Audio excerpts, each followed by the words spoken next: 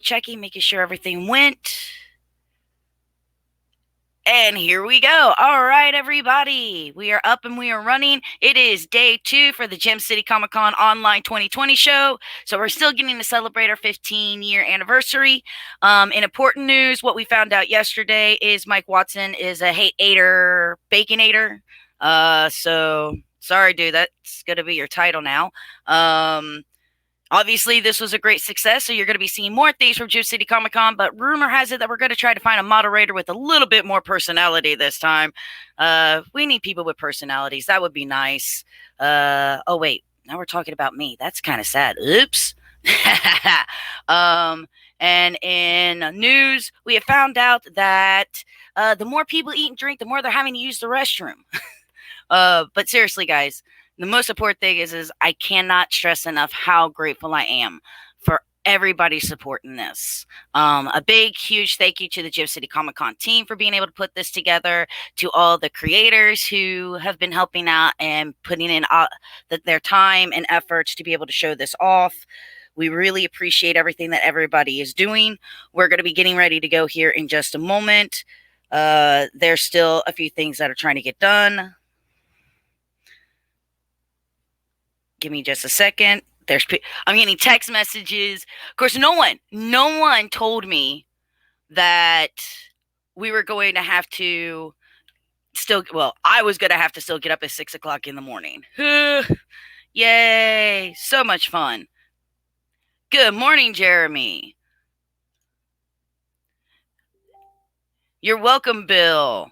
So we got a lot going on here, guys. I appreciate, again, everything that everybody's been doing. What is going on? Why is this part not working? Oh, my channel. There we go. There we go, ladies and gentlemen. Looks like everything's now finally up and running.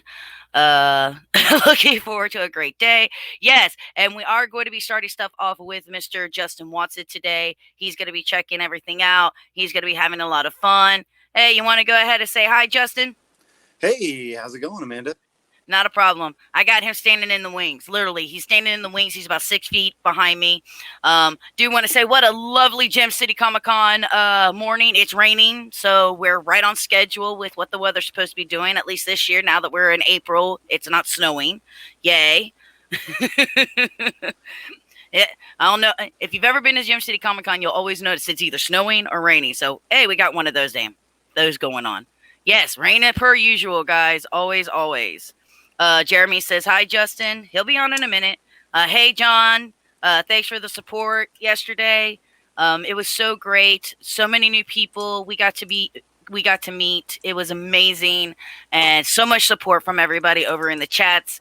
If you're watching this and you need a break for sitting in your computer chair, Gem City Comic Con does not have a Twitch or YouTube channel, but thanks to this, that's going to be changed. Oh, yeah. And so what we're going to be, but right now, if you want to sit back in your chairs or your couches, you can pull up your Twitch app on your television or whatever devices that you're using, and you can watch this over. It is Amanda Gilliam Presents on Twitch. That's the only way we could do this at this time.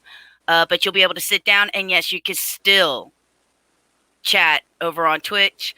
The nice thing about this that we're using is we see all the comments from Twitch to Facebook, and it's a great opportunity for us to see everything. With that being said, it may be 2 minutes early, but I'm tired, and for the first time ever, Amanda really doesn't want to talk all the time. So we're going to go ahead and bring Justin in. There he is. Hey, how you doing? I'm good. Good. Oh, good, dear. good. I want everybody to see this. I made a nice The little Justin sign Watson Hour of Art brought to you by Lysol Juice. It's clean. It'll clean you out permanently. Oh, Lord, have mercy. Man, aren't you supposed to be nostalgic? It's all about Tide Pods, babe. Oh, yeah, that's last year. Oh, that's 5 minutes ago. That's right, yeah. Well, good morning to everyone. I'm glad I could be part of this, the Gem City Comic Con day 2. And today, I'll do question and answers. If anyone has any questions for me, I'll definitely answer them while I'm drawing. And I thought I would draw a character that was born in Dayton, Ohio, to celebrate Dayton, Ohio. So the only comic book character that was born, I'll put this away now, was born in Dayton, according to the Marvel Universe book, is one Bruce Banner. So I'll be drawing the Incredible Hulk, who's also green. So it all works out. It all ties in. So. Love the first comment. Justin, I was told to drink bleach and not Lysol. Yeah, that's a good idea. Not a good idea. Don't do that. So it's Tide Pods, people. You got to be nostalgic. Okay. We'll start the drawing again. If anyone has any questions, I have my head down, so I'll try to keep it up to look for the questions. But if you see anything pop up, you can let me know. You know what? I'll do this for you so you can focus on the drawing and answering the questions. I'm here. I'll just go ahead. I'll pop them up on the screen so everybody can also see the question in case they can't hear me clearly, and they'll also read it. Okay, how's that? Cool. It's a circle. You can tell I'm not an artist. But yeah, guys, got some questions, want to talk, say hi, do it. I'll post everything from Twitch to Facebook up here. Everybody will get to see it, see how goofy you all are. And again, thank you to everybody for already joining us. I hope most of you got to sleep in. 6 o'clock in this morning was awfully early. 6 a.m. I had a triple shot of Starbucks drink this morning, so I'm feeling pretty good. Well, the look on my crew last night when they're like, wait, we're streaming? Didn't you just do a convention? And I went, yes. And yes, those are the answers there. So we did that, and then I had to get up because they're still putting on the face. It's amazing. For an online show, I still have to get up. I still have to do my hair, my makeup, get dressed. Ugh. The only difference is now I also have to take the dogs out.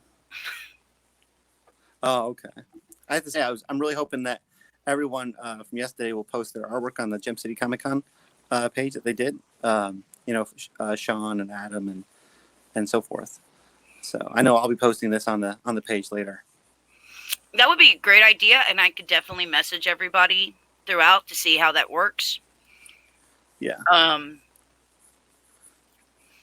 I could definitely put the word out. By the way, I'm sorry, but even though I've been up since 6, I have not, by any opportunity, had a chance to eat.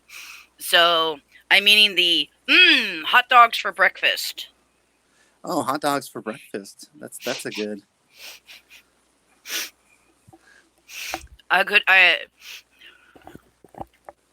Oh, thanks, Jeremy. I appreciate that. It just turned 7 a.m. here in California. I woke up to the alert you guys were going live. Is that Hulk? Yes, it is Hulk. Hulk was born. Well, technically, Bruce Banner was born in Dayton, Ohio. Hulk was born, out west. But I guess the persona was probably in Dayton. Well, now we know what happened in Dayton. No. And then several years ago, there was a issue written, I think it's by Paul Jenkins and drawn by Kyle Holtz, where Hulk revisited Dayton, and he drove by downtown Fairborn because they had Foley's in the background and everything. Nice. So yeah. So that was a cool thing, and that's actually that my friend Steve, who's no longer around, ended up having Kyle come out to the bookery because he was the manager at the bookery at the time to do a signing. But I think he busted his chops for not including the bookery in the in the comic. Ah. And then I later asked Paul if he included Dayton because it was where Bruce Banner was born and at a convention, and he didn't think anyone would get that, so that was not the reason.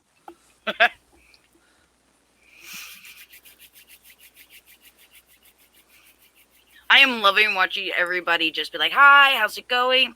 I am not posting that up there. I love you, Cassie, but that's self-indulging me. I can't do that. But thanks for the post. It's amazing how supportive everybody has been. It really is. It's been such a blessed thing. And thank you so much for taking time out of your busy schedule. I'm like, hey, what are you doing? You're like, well, I got this, and this. And I went, But I want to do this. Right. Well, I have to say I've only missed one Gem City Comic Con. My art was there, but I was not. My youngest daughter was born 2 days before the show in 2013. So I tried to go, but I was told very quickly no. And so my friend Mike, because I had a table, I just did a bunch of artwork, and then he sold it at the show. So Nice. my art was there. I was not physically there, but I've been doing it since the first show. Nice. I missed the first 9. the 10th. Yeah, I remember the Wright State Student Union was a cool little place. In fact, I think the first year, I believe, there was actually a media guest.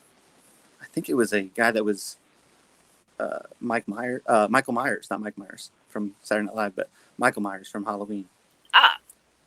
Much better. That was only, I think, the first year, and then Jesse went to, making, as I always say, making the comic creators the celebrities.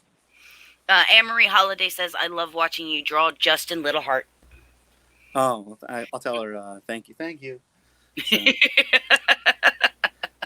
she's right behind me. Oh, hey, remember the rules at Gym City. We're still having to follow quarantine. You better stay 6 feet away at all times. We're not allowed to bum rush the creators here. We're about 14 feet away, so we're good.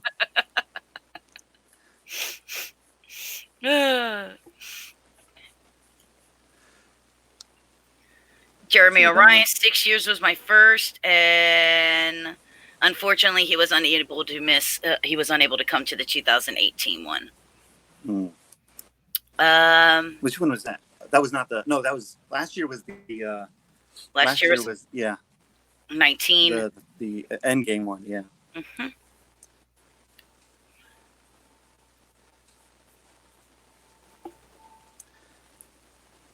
Do you have any questions for me, Amanda? I can answer. I wasn't set up for questions. Hey, well, let's go ahead and ask the most obvious. How have you been adapting with the situation that's going on in the world today?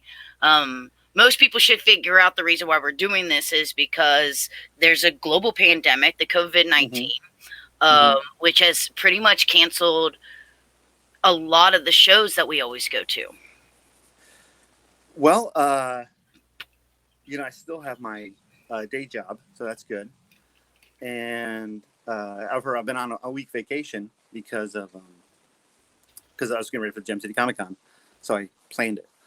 And I've just been drawing. I've been doing the art prompt I set up, the Quarantine Titans. I started up at the beginning of the month. I don't know if you saw that or not. Yes. It's okay. It's a daily art prompt that was started in the very early part of April called Quarantine Titans, where every day you drew a Teen Titan. I believe I have seen that. I'm going to be honest. I skimmed through like Facebook to see if there's anything going on, anything that, somebody might need help with. And then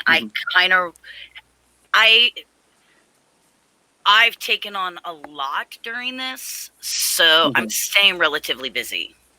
Okay.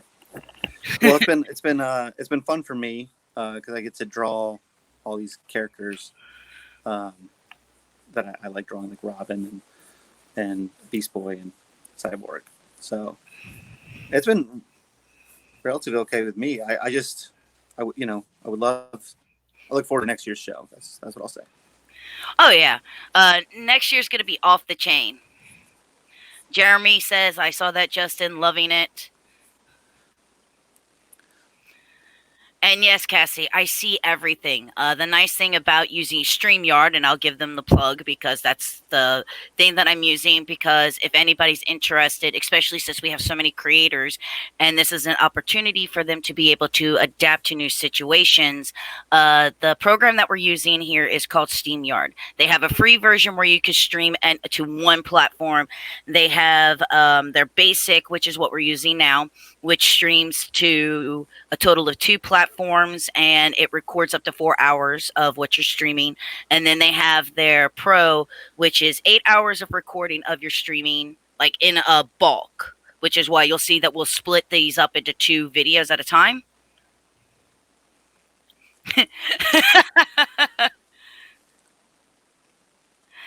Oh yeah, hello, and I would still be trying to figure out how to draw the head. Good job. Oh, who said that? Tyler, Pantheon 113. Yeah. He might be one of my minions. Uh, You've met him. He works for me. You've seen him at Gym City every year since I started working there. I'm a little more visual. The name. The little scrawny guy. Okay. There you go.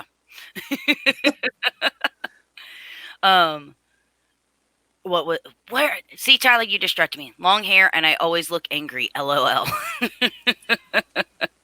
You don't always look angry. Half of the time, you look like you have something shoved in your mouth, Tyler. Trust me. He's always eating. That man, I've seen pack away $50 worth of Taco Bell in one sitting. That's most impressive. No kidding. He'll be ready when Taco Bell becomes the #1 restaurant, according to Demolition Man. He's like, I like food. We all like food. Trust me, this girlish figure did not come from eating healthy. I had also chose the Hulk because it was a character I really didn't need to reference. I kind of have him locked in my head. So nice. And of course, guys, and Justin, is this a commission or is this just a piece of work that you're doing that someone could buy? Oh, I'm just doing it. Yeah, I mean, I guess someone could buy it. I'm not. I mean, I do all these Teen Titans things. People can offer me if I want to sell them, and I was never planning on selling any of this. So, well, it's still a convention, so there's guys. Yeah. Taco Bell seems like it's going to win their war. Thanks, Albert. Guys, one of the things here, and I do want to state this, is some people are doing commissions, some people are just sketching. Anything, if it's something that you're interested in, you'll notice that I am posting the links to their Facebook pages. You're able to message them and talk to them if you're liking what they're doing. Christopher P. Brennan says, I would definitely be interested in buying this. Awesome. Oh, okay. So definitely take the opportunity. You'll see that I'm posting links. And you'll also, if you go back, you'll also see the links are posted in both Twitch and on Facebook. And you could go over to their page. You can send them a message, talk to them, be like, hey, I saw you on the Gym City Comic Con 2020 online show. I was interested in your work. If you want to get a commission from them, you're more than welcome to. We are trying to treat this like it is as close to a, hey, you're at the date convention center as we can. Yeah, I did actually a couple new prints already for the to get ready for the gem this year. And I did an X-Men print, a Rocketeer print, and a Predator print. And so I guess they'll just hold on until next year. Yeah. You should really show off that Predator. Predator's popular with that new game that just came out. Yeah, you can't see him, though, so that's a problem. I just drew a blank. I just did a blank page, and I said, this is Predator. And I thought it was inventive. And he's camouflaged. He's camouflaged, yeah. So here, that's $20. All right, enjoy it. He's whatever you want him to be. It's him and Invisible Woman hanging out in a snowstorm. In a snowstorm. Ryan Howard, looking good, Justin. Yes, it is. Thanks, Ryan. Yeah, it was so funny. Because we were actually talking about this. Kathy, Mad Myth Productions, my baby sister. I know you better remember Kathy. She's like the one who makes sure everybody gets to their tables and their badges. She's the one who runs all of that for me while I'm running around. Okay. She said perfect Predator to that. Oh, thank you. I think you can check out a couple of those pieces on my art page, which is let me put it here. The one on Facebook, the Justin Wasson art? Yeah, I'll pop it I up. already got it. Oh, okay. Yeah. One of the things that I'm trying to do to help out everybody is there. Now you can see what his home screen looks like. Is I'm trying like about 5 minutes before you come on, I'm grabbing the links, I'm putting them in the chat. And so I can, what's really cool about this is I can click on it and the link actually shows up underneath on the screen where you're drawing. So everyone on all platforms can see it where we're streaming at. All right, Jeremy. Okay, Justin, question. Is there any Yes. character you love drawing, but not a giant fan of? Whew. All right. Not a giant fan, but I love drawing. I'm going to have to think about that because I usually like to only love drawing characters I like to, I'm a fan of. I would love to draw characters of the like 90s characters, even though I'm not a big fan of their that time period anymore. I was when I was in the 90s. But it was like bell bottoms, you know. 90s comics were to me like bell bottoms. Everyone was wearing them, but you don't know why anymore. Ashley Palmer, you're the best, Justin. Here's one for you. Especially since you just mentioned bell-bottom pants. What is your opinion on the material the Hulk's pants are made of? Vibranium. But only the the elastic the part around the waist is vibranium. Obviously, they couldn't afford it, so it's vibranium and denim. Videnium. That's it. All right, Videnium. that is now an official word. Yeah, it'll be in the next Marvel movie in 2022. Let's see. Brian Woodworth, like Spawn. I do like Spawn. Actually, I can probably draw the original version of Spawn without looking. But I do like him. In fact, one of my favorite memories of Gem City is when I had the opportunity to do the poster for the year. I can't remember what year that was now, but it was a while ago. And I did something where different comic book readers, there's an old guy who was thinking about George Reeves, Superman, and then there's like a kid thinking about Pokemon, and another kid from the 90s thinking about Spawn. So it was kind of representing the different time periods and what comics mean to everyone else over the years. So I do like drawing Spawn. Nice. Let's see. Scott DM Simmons. Hi, Justin. Hi, Amanda. Thanks to Scott. He's definitely been watching this over on Twitch. He's been messaging on Facebook, watching on Twitch. He's trying to make everybody TV stars. It's fantastic. It was the funniest thing seeing. It's like, why is my face on Scott's TV? That's so weird. Scott is a fantastic gentleman. I'm a big fan of Scott's artwork and person. I think it just shines through them both. Oh yeah. Jeremy, 90s image, my most favorite, Death Blow. Death Blow, Jim Lee. Yeah, Jim Lee's almost version of Frank Miller. Yeah, that's some classic 90s stuff right there. Oh yeah, definitely. All right, I kind of remember the 90s. That was my high school days. Scott, he goes, thanks. Jeremy says, hey, Scott, I miss you, bud. So I guess he's talking to Scott over there. Yay, it's the 2020 Gem City Comic Con online. I'm so happy we're able to do this. Just think if there was more than 11 hours to set this up, what could have been done? Well, like I said, I know you went over this ad nauseum yesterday, but a big thanks to you, to Jesse, and to everyone that is working on this. So I think it's really good for people to virtually kind of just break away and enjoy the Gem City Comic Con, which is my favorite comic book convention, hands down.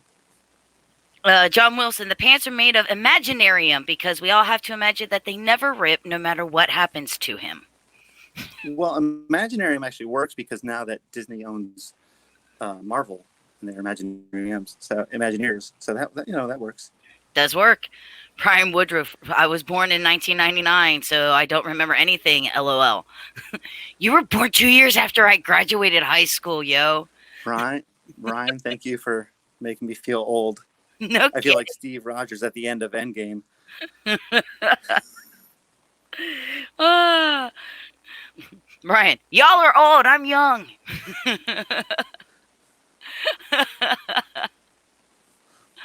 Ah. Oh. But yeah, I like he said, major, huge thank you so much for everybody and the support that they've been showing.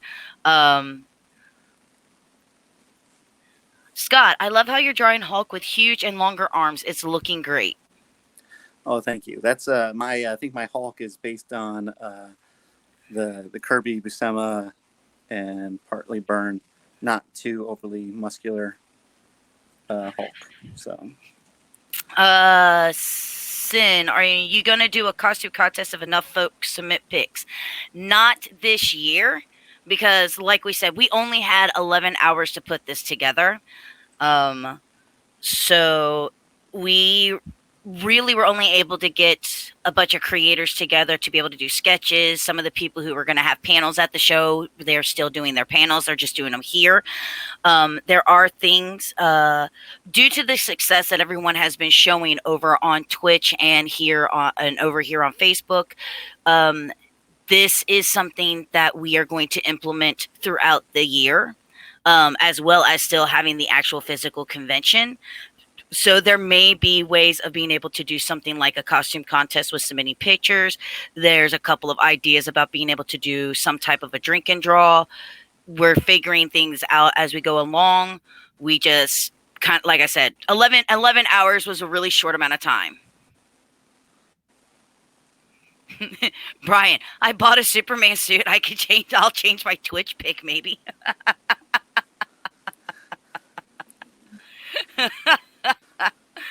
I love this.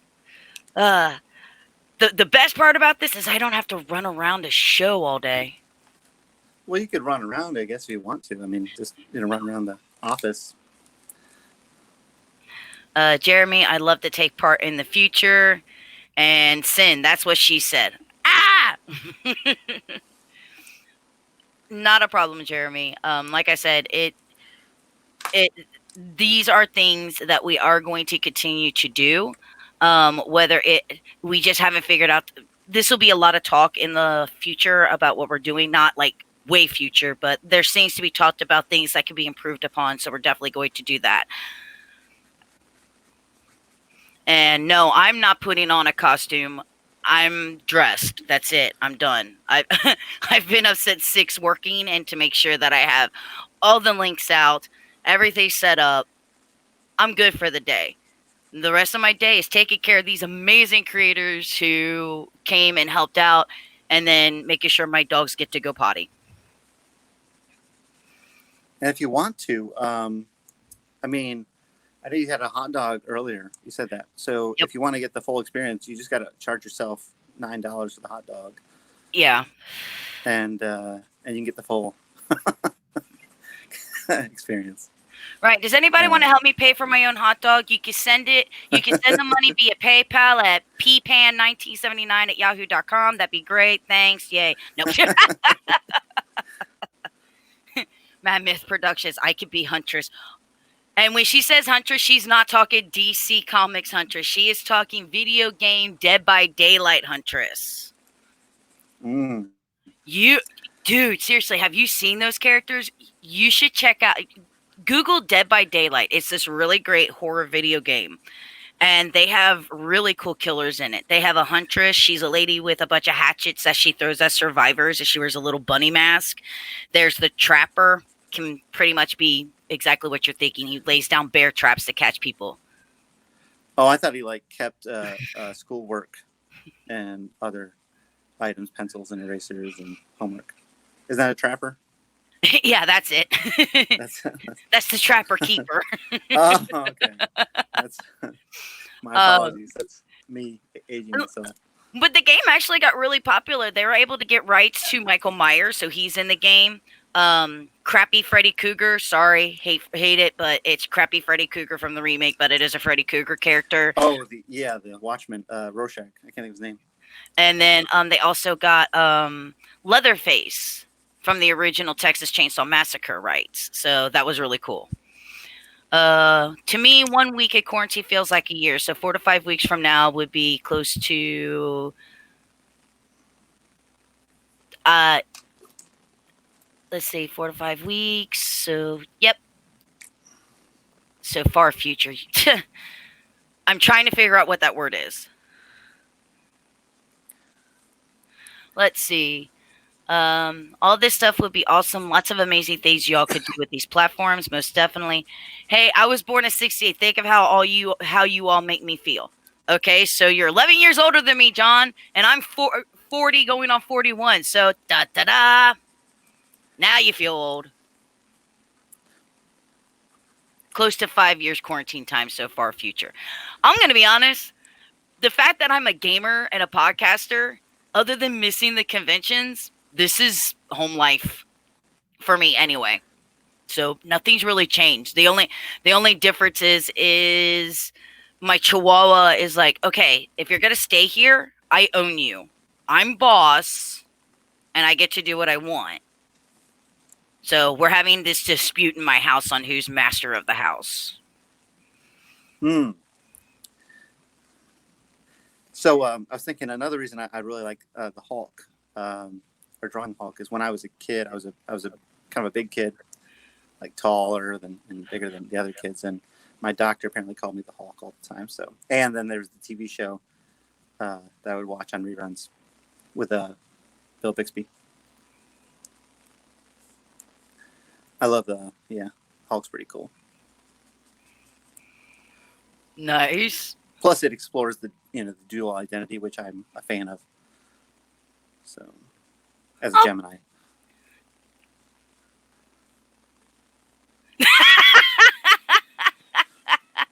Holy crap, when did you begin doing the shading? I looked away for like 5 minutes. Who said that? Kathy. Oh. I guess 5 minutes ago. And Brian, that is a great Superman suit. Congrats on that. I love the Superman pose you're doing in it too, my man.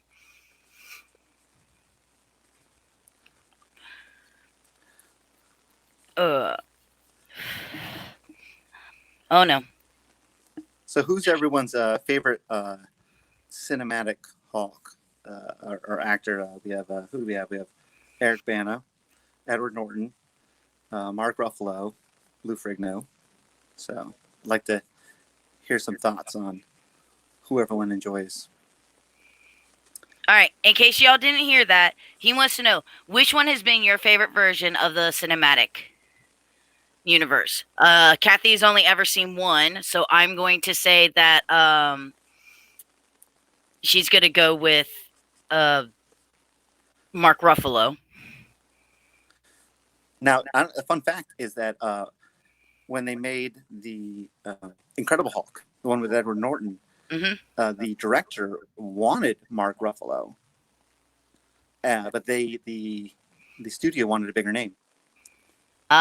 So they went with Edward Norton. So it could have been Ruffalo the whole time. Could have. And then when the director went and did Now You See Me, the movie with the magic, he cast Mark Ruffalo because he really wanted to work with Mark Ruffalo. Let's see. John Wilson. Now I hear Justin drawing to sad Hulk music.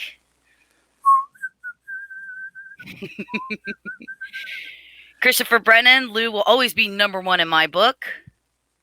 Albert's going with Ruffalo. Jeremy's going with Paul Rudd. Paul Rudd? Okay. Don't make him angry. He only gets younger when he's angry. And Cassie now says, now we all hear the music. Thank you. Yeah, you're welcome. It is sad music. It's I put that on. I put "Hurt" by Johnny Cash. I want to get in a good mood to start drawing. I put those songs on. So only that was a joke. Okay. Sin says it's either Lou or Ruffalo. Yeah. And I'm that bad person. Who's your favorite? I can't pick. Well, it's like when people ask me which is my favorite James Bond, and I'll say, well, I'll answer that with which out of the James Bond movies, which is my favorite of each actor. So I'll try to be diplomatic. Let's see. Scott. I love Ruffalo as Banner, but I enjoyed Norton as Banner too. He definitely looked like Banner. Ruffalo's uncomfortable nature with the S.H.I.E.L.D. agents and situations in the Avenger films was really well done and sometimes funny.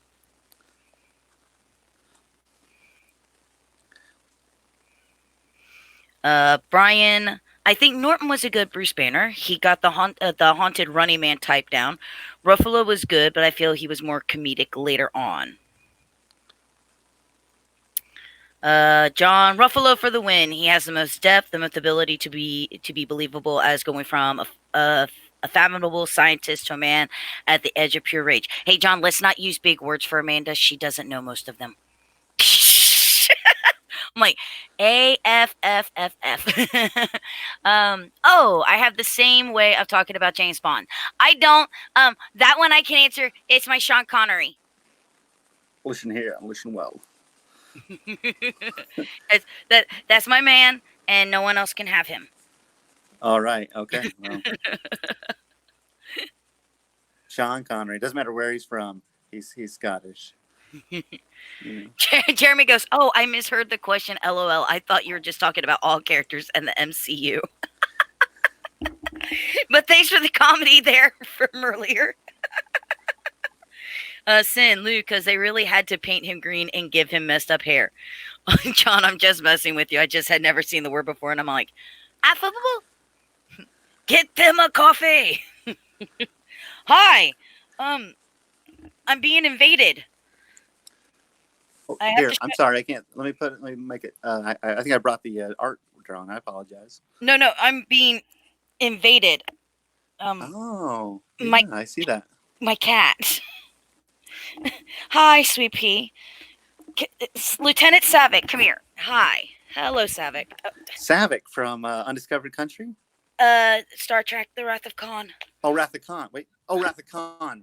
Yes, the one played by Kirstie Alley, the first one. Yep. Yeah, my apologies to all the Star Trek people out there. I did the wrong movie. You're not supposed to be the center of attention there, sweet pea. Look at her. She's I'm sorry. Oh, wait, you're talking to the cat. Look at her. Oh, okay. She's like. I like it. I think that's good. Yeah, I guess I never. So. I don't know. I guess I'm a little nerdy. I don't know. But yes. My cats are Lord Vader and Lieutenant Savick, and my dogs are Fizzgig and Shigo. She's such a good girl. Love that kitty. Yeah, okay. You sit here and try to put this together with her trying to claw your head. I've been playing Lego Avengers, and Lou Ferrigno is a playable character. That's cool. I have that game somewhere. I've just been playing other games.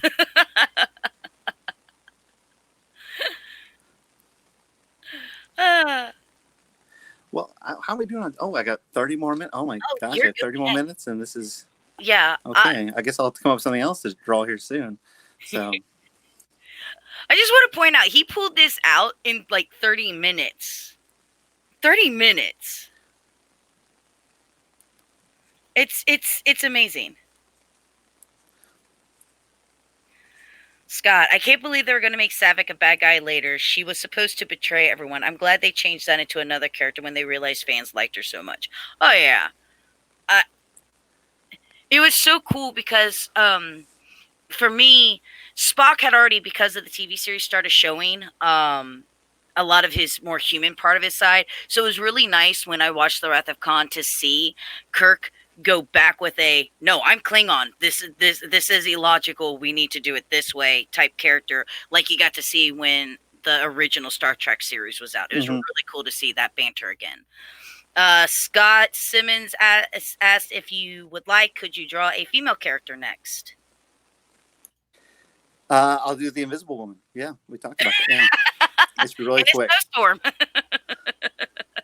In the snowstorm with the Predator and the Abominable Snowman. Is that cool, Scott?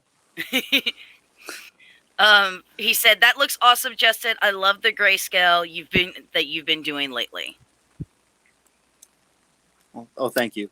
Actually, let me talk about, because you're talking about you mentioned the time earlier.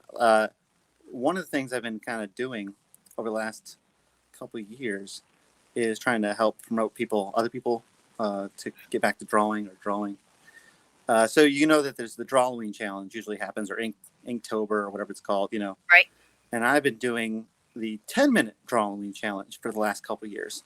So it's like the Drawing, except for I create the art prompts, and you have 10 minutes or less to do your artwork and then post it. And what I find is that it takes out that second guessing yourself on everything and just lets you create for 10 minutes. So I find it very freeing. So that's cool. I have a Facebook of that too. If you look it up, the 10-minute Drawing Challenge. So. Oh, that's cool. I'll definitely see if I can find that real quickly so I can post that.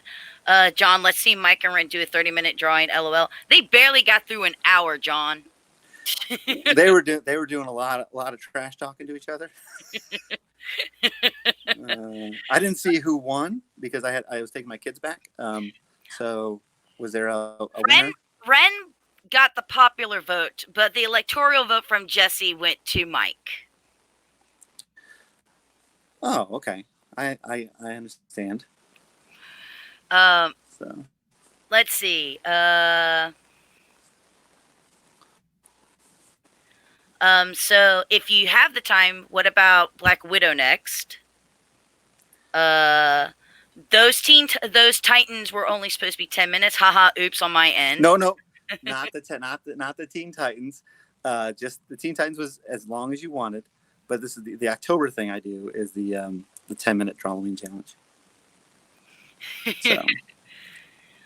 In 10 minutes, I could draw a steakhouse with shutters. Brian, I struggle with proportions, but I struggle drawing females, especially because I'm used to more masculine proportions. Any advice, maybe? As someone that has also had that, yeah, I would. I mean, for me, I study Disney, the Disney females, Disney animation, and just look at the curves and the different proportions there. That's what's helped me out. But I used to always start with the head when I was doing some drawings, and I found I never could. It's a hard habit to break. I could never get the drawing to look right, so I just started doing the body first, which you're supposed to do anyway.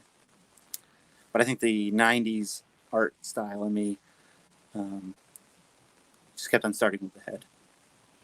Scott said, okay, wow, gotcha, woo! I'll do, and he's wiping the sweat off of his forehead and flicking his wrist. I can see it there.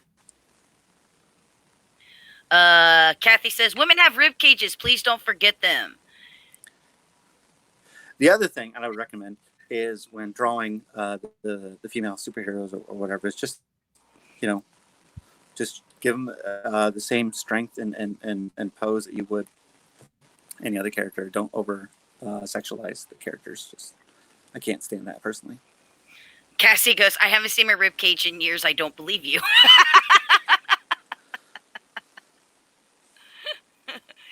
Y'all a bunch of goofballs.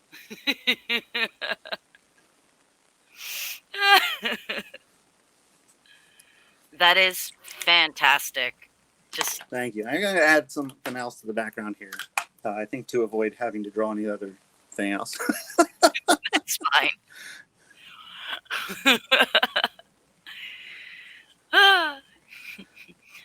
And over here, oops, we made a little mistake. Now we turn it into a bird. Like, nice job from Cassie. Thank you. Well, yeah, I was like watching everyone draw, and I said, well, I could probably, maybe I could knock out like a full body. That'd be cool. And so, yeah. And then yesterday I was walking in Kroger. I said, I could probably knock out a whole comic page. I could maybe do a whole comic page and challenge myself to that. I talked myself down from that one to do that. Disney's really good. I should try that. I grew up a Disney kid, and yes, I do my best not to sexualize. From Brian Woodruff and Christopher Brennan, absolutely beautiful. Look at that.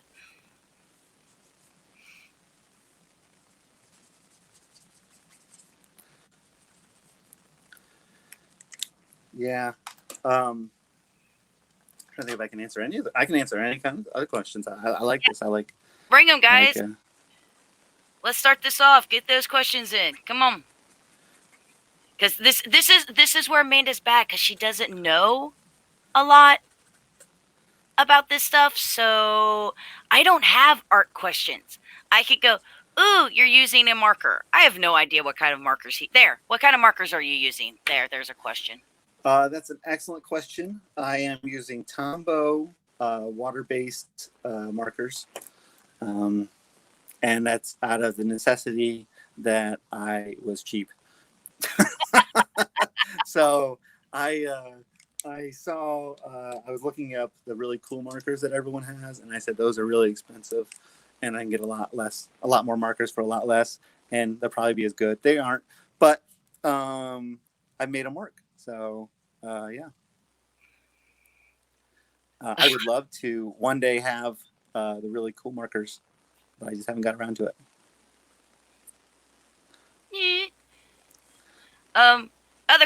What type of paper do you use? I'm literally pulling from other questions I've seen. This is premium cardstock paper I got at Walmart. Yeah, I know. I'm nothing fancy. I mean, I do use a comic book paper if I ever draw a comic book, but that's been a bit. I haven't drawn a comic in a long time. John, thanks for kicking in with that. Oh, it's a beautiful bird thing. Here are some happy little trees of devastation behind your Hulk. That's right. That's right. We're gonna Bob Ross this. Scott goes, who are your favorite characters to draw other than Robin?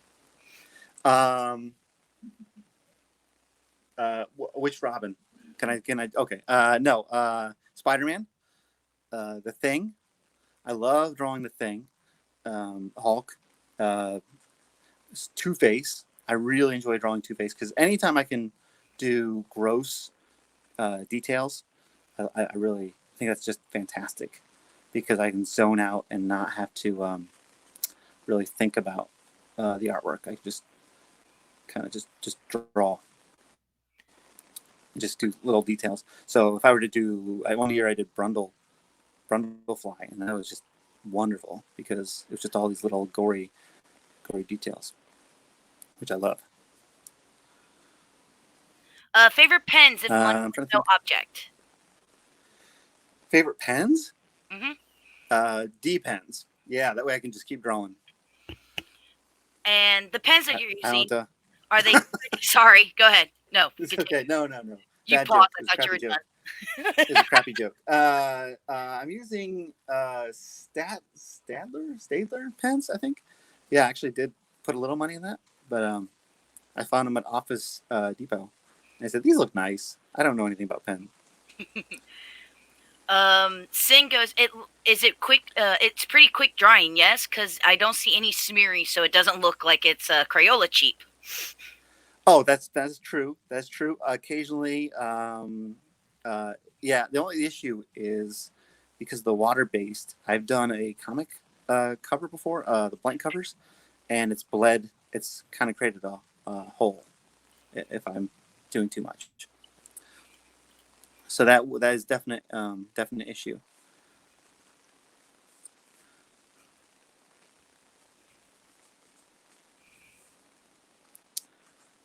Yeah, so there is the cons to that, but I like them. I mean, I used to just use Sharpie markers, so I guess I've kind of gotten better with that. I have from Scott. I have one of Justin's drawings of the Thing. It's great. I love the Fantastic Four image you did this past week. Well, I love the Fantastic Four. If I could draw for some comic book companies, Fantastic Four would be one of them. Robin would be a DC book I would do in a heartbeat. But Fantastic Four is also big on my list. Well, I own a really great piece. I can't get to it because it's hung up on my wall. But I actually happen to have... Hello? What happened to my sound? Sound. Sound. Sound. Sound. Uh-oh.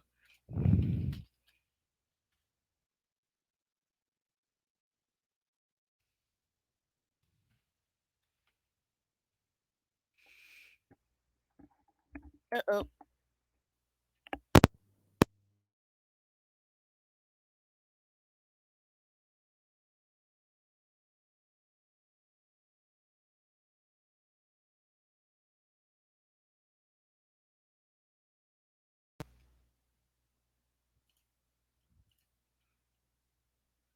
Oh.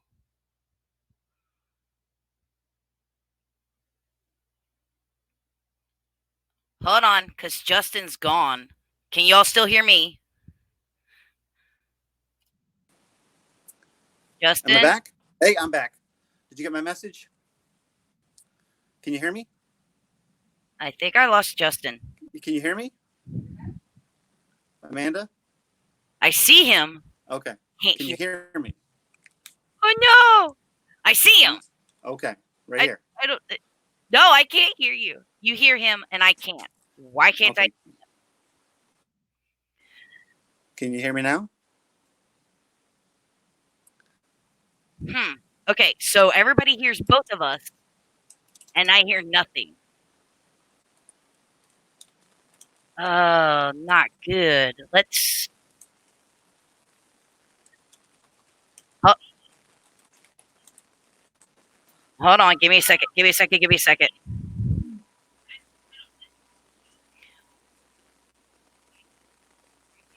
Because I hear nothing in my headset right now.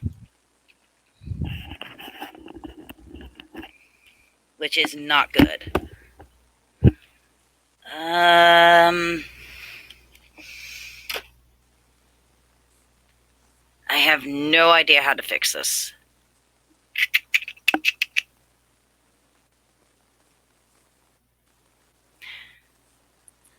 Actually, yes, I do. Well, kind of. First glitch of day 2. Yep. There's no... I'm working on something.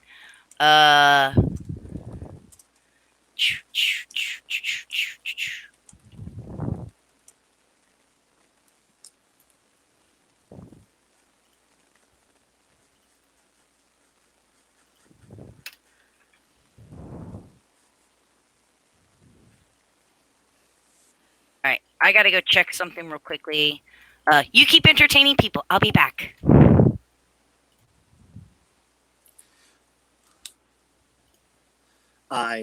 Yes, you might have. I don't know. Okay, that answered that. Something. There we go. We back? You back? I'm back, and I apologize for that. Oh, it's okay. It's half the fun of being live. You know that cute little meow meow you saw? Oh yeah. She jumped on the keyboard and switched my hearing. Well, you weren't paying enough attention, so obviously well, I'm done with this. So what I quickly did to see how to fix it was I needed to see where the problem was. So I quickly jumped over to YouTube, clicked on one of my videos, and when I couldn't hear anything, I figured out what happened. I was like, that's not good. Well, let's see, how are we doing on time? Oh, we got 11 minutes left to Got 11 minutes field left. any more questions, and I can just kind of just knock the rest of this out. And I'm sorry I won't be able to take on that other drawing, but maybe I'll do another one later today and just post it. So I did a Coraline the other day and showed my my 8-year-old who got me obsessed with Coraline. She's like, that doesn't look anything like Coraline. I was like, it does look like Coraline. So that was nice critique. It was the other Coraline. That's what you should have told her. Yeah. So I whipped out what the book looked like, because she only knows from the movie. So I whipped out what the book, I think by Dave McKean, looked like, and showed there's all kinds of versions of Coraline. So.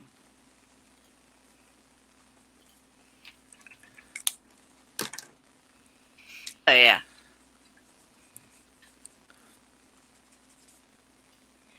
Well, I wish I could. What's that? I wish I knew how to spell. I'm really bad at it. I'm trying to type and pay attention and. So, give me phone. Bad phone. Thank you. Almost forgot to turn off my phone. That was going to be bad. Last thing we need is Star Wars music coming out of this thing. And everything gets shut down. Gem City Comic Con is fined by Disney and Lucasfilm, and we now own your show. Congratulations. Thank you. Bye. So I do want to say thank you again for having me. I guess I can end the next 9 minutes here saying thank yous. Thank you for having me on the show. And a big thanks to Jesse for all the years of having me be part of the physical Gem City Comic Con. So I promise I'll get back to. I used to do these commercials all the time, and then my computer got old and didn't want to work anymore. So I haven't done them for a while, but I miss doing those. Oh, yeah. And I used to watch those. A big thanks. Yeah. And I remember I did one for that, and I remember I still sing the theme song I wrote for the Gem City Comic Con when it went to 2 days. Nice. Which was, I can't remember what year that was. 2011, I think, maybe 2010, 2011 is when I went to 2 days. So yeah. Justin, I had my yeah. A question came up for you. Do you do requests at cons or mostly sell stock? Both. I love to do drawings at the shows. In fact, one of my bigger sellers, it's actually a kind of a twofer, is my Deadpool, where Deadpool holds up a poster and it says Chimichanga. I got this free sketch at a comic book convention. So you get a poster called Personalized Prints, and you get a poster, and it's personalized with artwork. Nice. Yeah, just, Yeah. John, next time she talks bad about your art, just toss 2 big buttons at her. What did I miss? Yeah, what did I miss? What are you guys talking about? No one's talking bad about his artwork. Before Savick decided, Mommy, pay attention to me instead, I was about to mention how we met back when I was working for another convention, and you found out that I was a huge fan of the creature, the Black Lagoon. And I had this really nice piece, which I can't pull down off of my wall, but it's this really cool perspective of the diver, and he sees the creature with the woman, and it's such a phenomenal piece. And having that piece and seeing the stuff that you're doing now, I just wanted to tell you how I love how your art has progressed through all these years. We've known each other now for 8 years, and watching us, and it's really cool because I still love that piece of work, but I see how you've also grown in this amount of time, and it's really cool to watch as artists still always continue to grow as they continue to draw and they learn new techniques? Well, one that gave me goosebumps, so I really appreciate that. Thank you very much. That means a lot.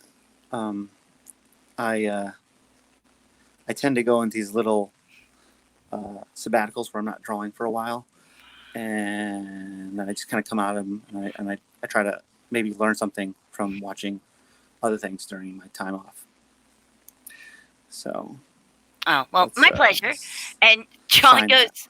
John says the core line and his daughter discussion is what he's talking about. Next time she talks bad about your art, just toss two big buttons at her. Oh, Think. Oh, yeah. Now Yeah, I get it. I get it. Yeah. Coraline and Coraline's doll. Yeah, that's good. That's a good movie. It's a good movie. I love that movie. Great movie. Oh, and I have a surprise. I didn't know he was going to be able to make it.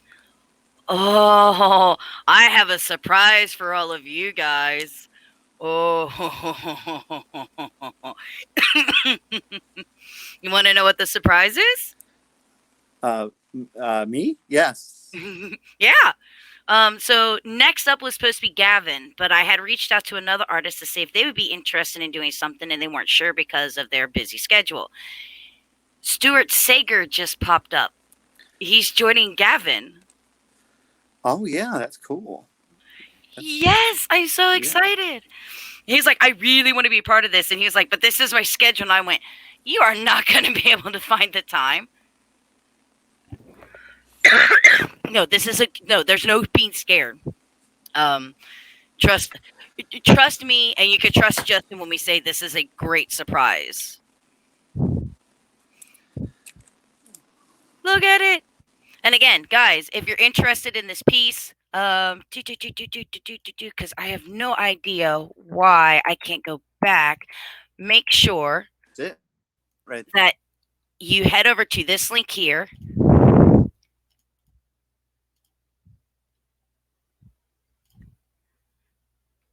And make sure that you message him and check out his work and everything else to make sure that it's taken care of, and you can ask for a commission. You'll be able to get that piece, things like that.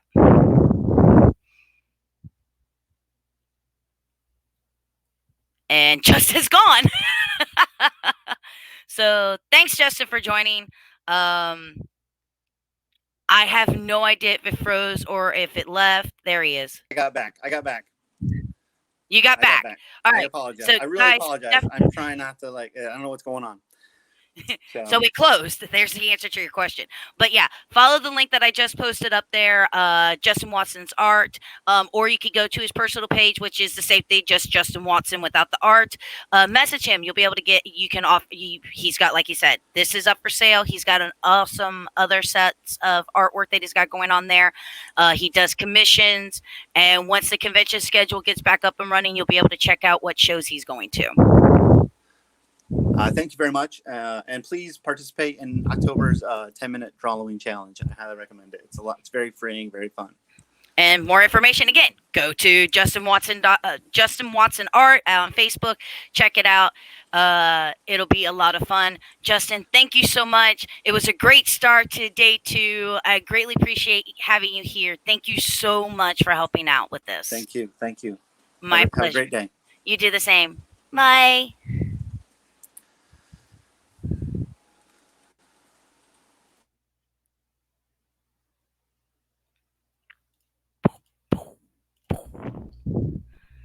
Hi.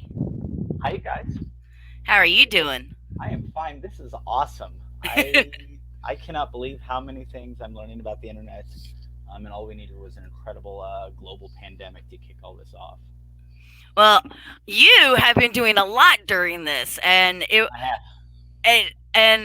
I'm stoked having you here. I was not expecting to see you. I really wasn't. Well, you pulled this whole thing together in a hurry. I'll be honest. Last of the minute. I didn't know. I mean, I guess, but it looks great. The biggest thing was just kind of coordinating everything right now, but I wanted to do it. I'll be honest. Gavin gave me a little bit of nudge. He had figured out a lot of the logistics, and he just said, "This is all you have to do. I know you know how to draw. Just show up." And He's right. He is joining us, right? Yes. Okay. I'm surprised he's not on. Do you have both of my cameras or just one? I just have one right now. What do I do to this other one? Because I have another camera positioned so it can set up my... Okay, how about this? Try this. I'm going to name my second camera Stuart Sayger, even though it said say her autocorrect. Does that happen a lot? I don't know. It's a big excuse, right? Let's see how this goes. All right. Uh-oh, but I got to turn down the volume. Yeah, you're going to have to mute and turn down the volume on that. Okay. My mic is muted, it says. How's that work? It's been better, but you can at least see my hands and I can do stuff like this, right? Yep. Would it be better if I turned my screen? Wow, you went low. I can barely not hold hear on. you. Me? Yes. I can't hear anything yet. I don't know why. Why did I go low? Is that better? Hey, Hey, we're figuring it all out. all right, yeah, I'm doing the same thing. My headphones didn't charge, so that's not good. So I'm trying to get enough to charge on my phone so I can I can draw with you without too many interruptions. I just put this running just so that I can try to get a shot of my artwork there. Anyway, let's see. People didn't seem to want this. Oh boy. Man, hold on. Sorry. Wow, okay.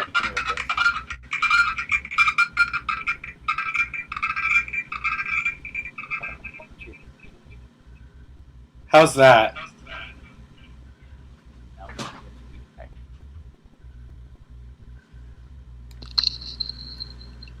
Who's had breakfast already? Somebody's joining. We're going to go to another camera. Holy cow. Yeah, I had a bagel. Awesome. Yeah, that's my contribution. That's a wonderful price for a pre-con experience. Let's see. Should we dive in? Okay. Yeah. Let's do it. I'm gonna. You're going to set up. I have something that we need to talk about first. How's that? Because I'm going to let you do what you need to do. Because it's really loud for me. Yeah. So do what you got to do, and I'll do in the background if you guys need. And thank you. Okay. So, first things first. We're missing the Gem City Comic-Con. We wish we could. And I think we all expect to be back next year. Yes, I hope so. We're doing our best to fill in on the experience. Gavin, looks like you're still setting up, so I'm going to cover this quickly because I've gotten so many emails about this. For the convention, we had announced there were going to be 2 exclusive Transformers comics. This is the cover to cover A. You guys can see this both without too much glare. Wrap around the cover. I drew this. You get Prime on the front and the back, and then cover 2 is Soundwave holding Shockwave. Megatron is on the back. And if you were to buy both of these books, if I can do the math together just right, the covers actually link to make one image to Optimus Prime and Soundwave together. The show has been canceled. These books have not. They are marked, as you can see, they're exclusive to the show. They're also made with Velvet Comics. For those who are waiting to get us out, I spoke with IDW and they told us that all their books are still coming out. This book in particular is still coming out. However, Diamond Comics, as you know, is not releasing new comics. When new comics are resumed, all of their books are going to come out in order. So we're just going to have a delay. Everything is going to come out in the same order that we're supposed to. This little window of dead time which we're experiencing right now. So if you're waiting for one of these, even the show is canceled. That means there's not going to be the comic book. I'll have these. Jesse will have these. And Peter Bell at Bell Books and Comics should have these. Okay, thanks for letting me get that out of the way. Okay, so just to recap, because again, you're just a little quiet. You still have the you're fine. Okay. I can hear you, but I'm running Okay. the thing. So you still have the exclusive Transformer 84 covers that we were promoting that were going to be at the show, and you said that you have some, Jesse has some, and Bell Book and Comics have some. We will as soon as they're released. The big news is that even though the show is canceled, the exclusive comic book for the show is still coming. That's Okay. the big news. All right. Yeah, IDW confirmed that they're still coming out, and so has Jesse and Bell Book and Comics. So do not worry. Cool. Because right here, Oh, yeah. I'm getting one of each, just like we did with the G.I. Joes. Absolutely. So, tell them to go to the Facebook page for more information. Yeah, what are we working on? What are you drawing? So I've got a blank for Grim Knight, and I'm going to draw back here. Okay. This is a fairly pedestrian piece, but let's face it, we've got a lot of time. Right. People want to see us get down to it. I'm open to suggestions from the live crowd. Whoever's out there, sorry for the technical difficulties. I'm still trying to figure it out. But let me know. Make our own. Oh, Maybe. Because I'll tell you. Let's see. I want you to make that guy with the lightning hands and the asket hat from Big Trouble in Little China.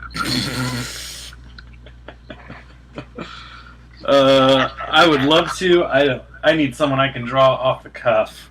Okay, that's fair. Why is my other camera not working? That's weird. Why I can't?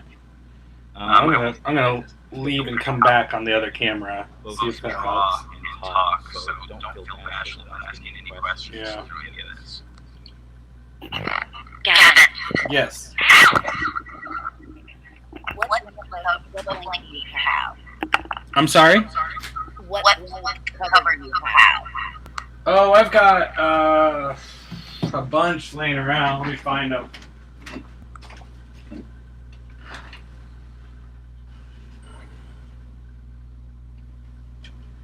I've got a decent number 2.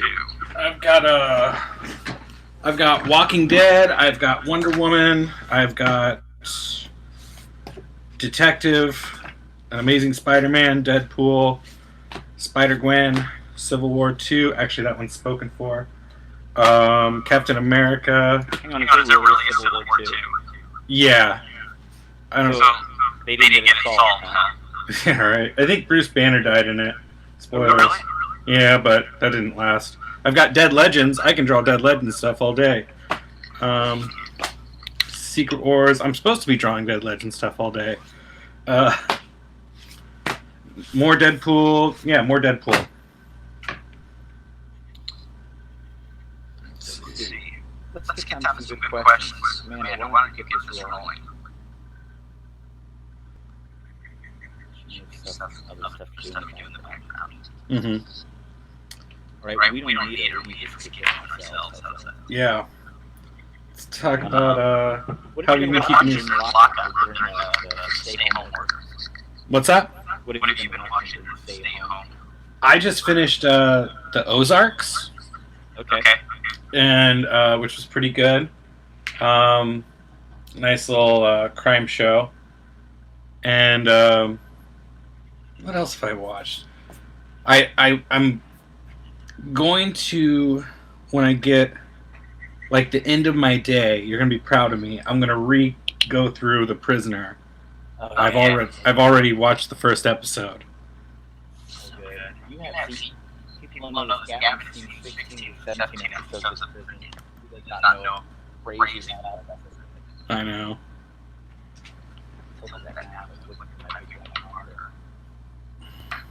Here. I'm just gonna go. Some of the other things I'm working on. So I actually want to see Yeah. Every Thursday at 8 p.m. Eastern Standard Time. I do a live stream on Facebook, and they've been running over 2 hours. I don't mean to go that long. I actually don't talk too much. I just draw the end for about 20 minutes or so. I type pretty quickly. But I like to show some of the work I've done, tell some stories about people I've met in the industry. I always do some commissions. Of course, this is one I showed last. What I do is Thursday I show all the pieces that I did. Since the previous show and then after they debuted at the live show on Friday.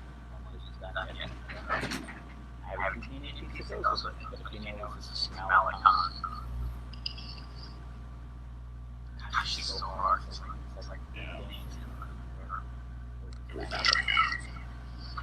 But you see more of my drawing stories Thursday at 8. Great place to tune in. All right. Gavin, you also working on accelerators? I'm working on Dead Legends 2 right now. Okay.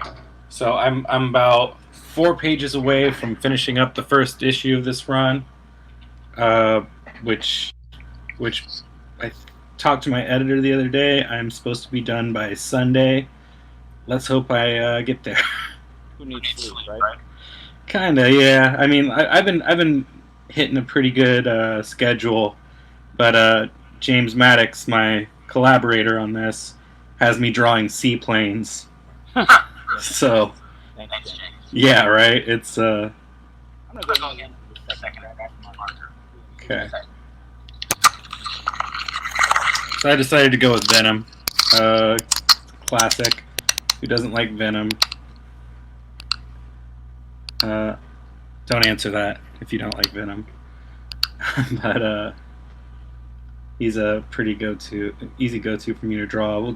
I'm trying to keep it casual, and I've drawn Venom a lot.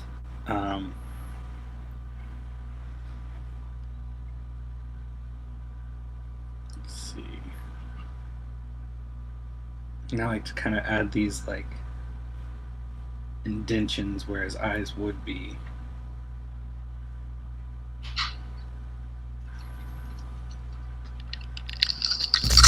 Gotta have like a weird creepy tongue too. We're back. Yeah. I should ask Amanda or Gavin. I've not done before. Have some questions. This what? Is there a way for people to know if they've been doing it or having questions? Yeah, I think she's posting the questions on the feed. Here we go. So Albert Tamisa Jr. says, "Oh wow, that Miss Marvel is really dope." How are you, Albert? Albert, quite well.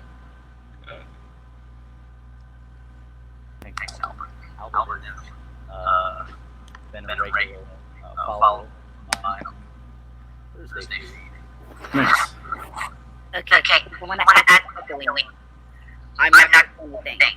I'm going to post some things up here, Mm-hmm. but I'm going to have you guys vote on the Facebook chat, and I can see you guys on there, or I have a private chat that I can see. I will tell you, this feed has been record on the Foghat album. Mm-hmm. Yeah.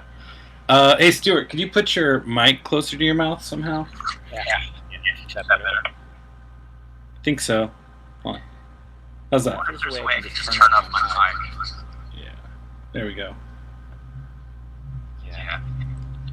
Anyway, let's see. I have been watching Wild Wild West. First season. It's still black and white. For whatever reason, I like it better black and white. I figured you would. Yeah, the episode of Loveless is great. Can't get enough of it. What else did I learn? Oh, I signed up for that DCU service, and I watched Titans and Doom Patrol. Oh yeah. Yeah. Yeah, it's been all right.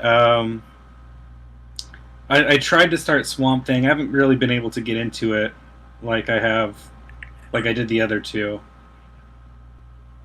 But I mean, it seems.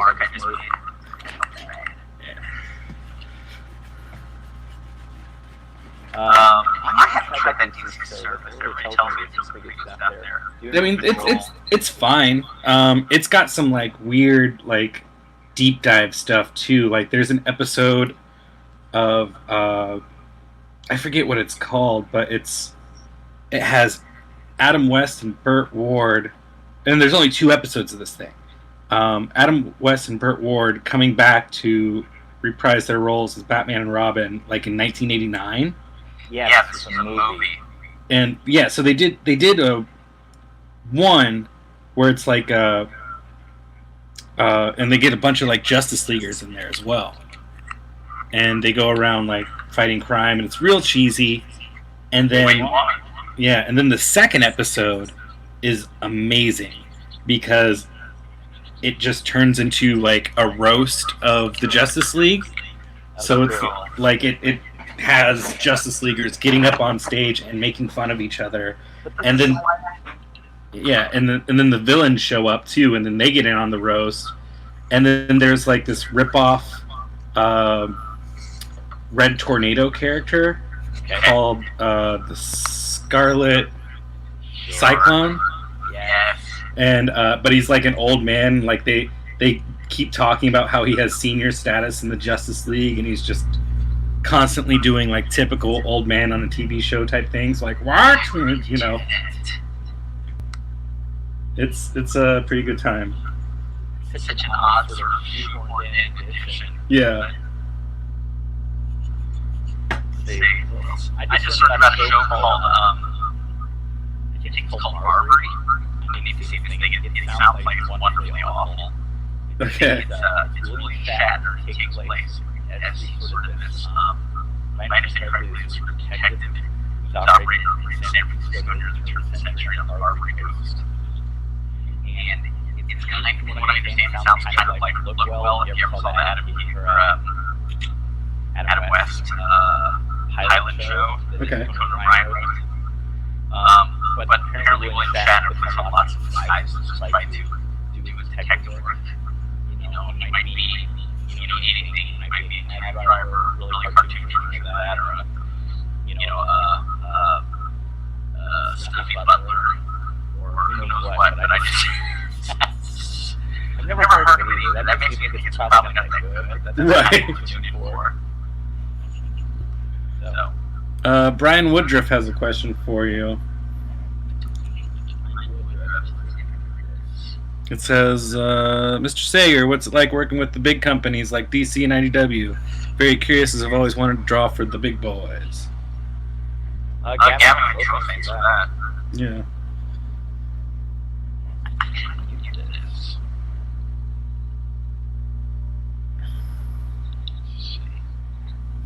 I didn't think it was you.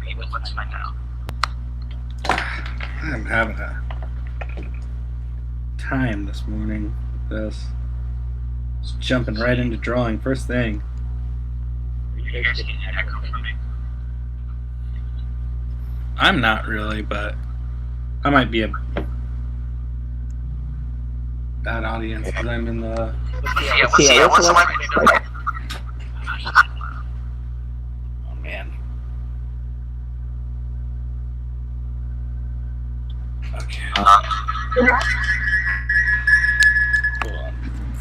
I have got to do that because I'm losing power.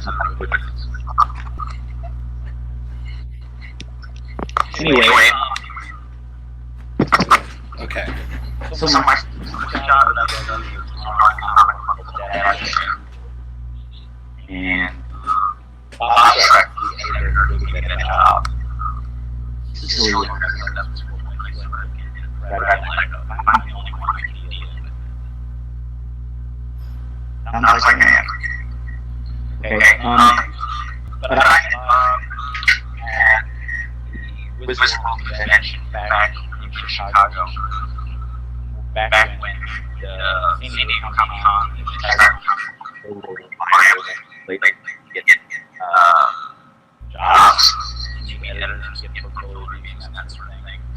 Bob was doing portfolio reviews for DC. He had just been hired, and he just left the pony. That's right. That's where he was born. I didn't know who he was. He had this pretty good history in comics, and there was this sort of belief that DC had pulled a real coup to gobble this guy up. And to be honest, that profession's very active. I really enjoyed working with him. But he gave me my first portfolio review, and he liked what I had. He liked what I had, but he said what I'm sure you've heard this, Gavin. A lot of people say, hey, this is really good stuff. I don't have any work for you. Great. Yep. And he did say to me, you know, you've got all the pieces there, but I think you can get a little bit better. I think you need to draw a little bit more. He said, please show me what we make next, which sometimes means nothing, but if you're trying to bring this industry, that's often better than a lot of people do and don't have to work. You know, it takes a lot of time at that job to look at what you're drawing. Right. Do stuff, and frankly, you don't get paid. You still have to have, you know, back out on time. Now, believe me, if you get her back, you'll need to hire largely. But a year later, your show, and published from the dark comic book, and I just happened to be walking through the show and ran into Bob, saw him, and I said, this guy said, show me my new work that comes out. And I turned around on the dime and said, hey, Bob. And he said, yes. And I don't think he recognized me or anything, but I said, reminded him of our conversation. And I said, maybe if this comic book was given to you, you said, show me my stuff. Here it is. Yeah, and the cool thing about it was, he took it, and I really didn't expect much from that. But about 3 months later, he called, and it was this New York number that showed up. Again, this is sort of free cell phone, so you didn't have much of that. Mm-hmm. And he said, hey, it's about Trek, I read your book. And I said, what do you think about it? He said, I'm sorry, God. I said, I'll listen to anything you got. And he answered the book, and all that. And he told me all the things he thought I'd done well and hadn't done well. And it was sort of this opportunity for me to, you know, be humble and listen, or to act like I knew it all. Mm-hmm. But he gave me really great advice, more than anything lettering, like that. Wow. Yeah. That's a lot of lettering. That's something like you know, like I'm not surprised they did give you lettering advice, but I think, you know, you clearly wanted to draw. You've always wanted to draw, and not be a letterer so much. You know, and I agree. But I think that's kind of where he was smart. I think he was interested in me potentially hiring me. I think he wanted to see how I would respond to all of this. Mm-hmm. And it wasn't long after that, Bob actually gave me a year or two later, he moved over to Vertigo, and he had seen some of the stuff I'd done. He said, I'm in the other Vertigo, and you have an open door kitchen, anything you want. Oh man. And I did not capitalize on that, and I'm trying to remember why. It might have been because I was drawing Lego Bionicle for DC at the time. But I didn't, and I should have, and that's Water's Bridge. But I remember, after he left DC, he was at IDW, and I hadn't heard from him in years. Yeah. But he remembered me, and like a couple of books came under his nose, and I believe he called me up. And this is one of the things I found has always been sort of a sign of the good editors. You know, they have a laundry list in their head of artists that they call up at any moment. Right. You know, they may be working on something that only looks like My Little Pony, but they're going to learn the names of all the people who horror well, or romance well. So when they get into his book, they mentally have to call. So he called me up and he said he had 2 books, and if I was interested, I could draw either one of them. And it was just that easy. I could try out, and he said, I've been paying attention. I know what you're doing now. And he offered me something that kind of sounded like Harry Potter. I don't remember what the title was. It's a young boy and a girl in 6 issues. Or I could have Death Ship, which was Dracula book. And it was only 4 issues. And on one hand, you want to switch work as you get, right? Right. But I thought about it. I said, no, I get to run Dracula to boat. And my dad knew news. And I was sort of thinking the story of the sinking of the Essex, which was the whaling ship that was stuck around. It was 1960. It's a long story. The whale attacked the ship, and these three lifeboats were put in the water. People lost at sea for 3 months trying to get back, and they resorted to cannibalism, willful cannibalism. They was a harrowing adventure. About half of them died. One of them was lost, but the survivors who were found were nursed back to health just the edge of that. And always first made a whaling ship kept a journal of everything that happened. So that was published. It was pretty horrific, but I was excited by that. And so to do a Dracula book on the boat, I didn't have to think about that. That was a job I took. Right. This is a long answer to what it's like to write IDWs. But in this case, I was absolutely writing IDW. But more than anything, I was working for Bob. He was the editor. Right. And Bob knew what he was getting out of me. And Bob, I had talked to him a few times for some shows, and I felt like I knew what I was getting out of Bob. And I think the thing I kind of liked about Bob is that he had a really good sense of how much rope to give me. You know? Not to overwhelm you. Well, give me some freedom so that it stays interesting. And also know when to say, you're cutting too many corners. Sure. He clearly edited a whole bunch of people that have been here before. I always kind of think about anybody else who's a football fan. Red Favre is Gavin and Aaron are the biggest football fan. I kind of love this. Yeah. The story on Red Favre is he's drafted by Atlanta. And Jerry Landville's his coach. Jerry Landville is riding really hard, telling him he's doing wrong. Red Favre is being 82nd string quarterback to third. And it's not working out. His career is going nowhere, right? Yeah. And the Packers get a new head coach.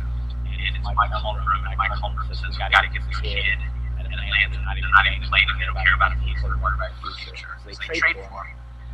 And Holmgren said, so Jerry Landville's really good about writing everybody and really tearing them down. And he said, I knew that wasn't right for Favre.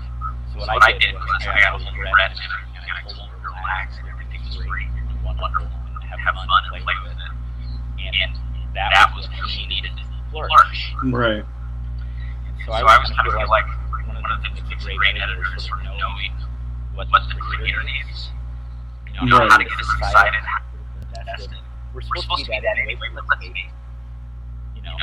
This is the one person who's really going to look at our work and give us approval or criticism. Right, and that's how I feel about working with Joe Illich with Dead Legends. He's just one of those guys who just he has a drawing background as well, right? So he gets it, and he gets the overall vibe. And even if he doesn't at first, like if I turn in something, he's like, "What's going on here?" And like if I can he gives me the chance to explain myself. Right. And if I still need changes on top of that, he's just like, well, let's keep it as close to your vision as possible, but we need to bring he does make me do things like think about what a reader's going to think that doesn't know anything about this, and he's pretty. Well, that was where Bob. One of the things that I liked about that ship book, I think you heard the story, but yeah. I was going through the script on the first issue. Death Ship was written to be a movie script, and they sort of adapted it to a comic script. Right. So Dracula didn't even appear in the first issue, and I just feel like, wait a minute, we got this Dracula book, and there are no girls in here. I have a Dracula book, right? And there's no Dracula in the first issue. And I thought, how are we going to get ready to come back to the second issue? We gotta. Right. Listen, Bob. There's no Dracula, but especially no girls. We need to fix that. That's right. That's right. Come on. Anyway, I called them up and I said, I think it's weird. This is really kind of outside of the thing I like to do. I always feel like let the writer write a script. Let me draw. Yeah. I think that's the last thing I want to do is micromanage. Right. I was just reading the comics where Bill Kevin used to cut that on and he pulled Doug Monkey. He said, don't strike fight scenes. And just tell me where you need the story to go, and I'll come up with something interesting if you take all the pictures that kind of build it. Yeah. So I don't really want to tell the writer what to do. He doesn't want me to tell him what to do, and I don't want him to tell me how to draw. But in this case, I felt like I could move some of the pieces around to help the book. Basically, I called Bob, and I said, I think you ought to change something here. What happened was the book had a Dracula killing someone off camera, so to speak, you don't get to see it. And I said, let's move some panels around to show this. Gotta have something in here that sort of fills the promise of the Dracula book. What was interesting was he said, that's a really good idea. I agree with you. Do you want to talk to the writer? I said, Nope. He was very surprised. You know how I feel about that. Yeah. And I said, no, I work for you. If you think it's the right thing to do, I'll do it. If you don't, I won't. Right. But you're the boss, so be the boss. Yeah. And he laughed a little bit. He said, okay, he later showed me the colors for the first issue. I said, what do you think? I'm not the colorist. I don't. Yeah. I said, if I want to color this, I'd color it. He said, do you want to color it? I said, no. He's like, giving up my right. Right. Yeah, that's kind of how I feel when I collaborate. Like I've taken now in my later years, I've taken a more hands-off approach when it comes to what a colorist does. Like if it's like something little, I can be like, all right, let's switch this up and around. But I feel like I used to micromanage people more, and now that I'm coloring my own book, yeah. Oh, someone asked me to talk about Dead Legends more. Yes, I can do that, and I'm kind of getting around to it. Now that I've become my own colorist on Dead Legends, I am more sympathetic to the colorist's plight, and which is a lot of fun. So, for those that don't know, Dead Legends is my creator-owned. Is the camera just on you right now? Yeah, there we go. All right. All right, I'm taking over, guys. Welcome to my studio.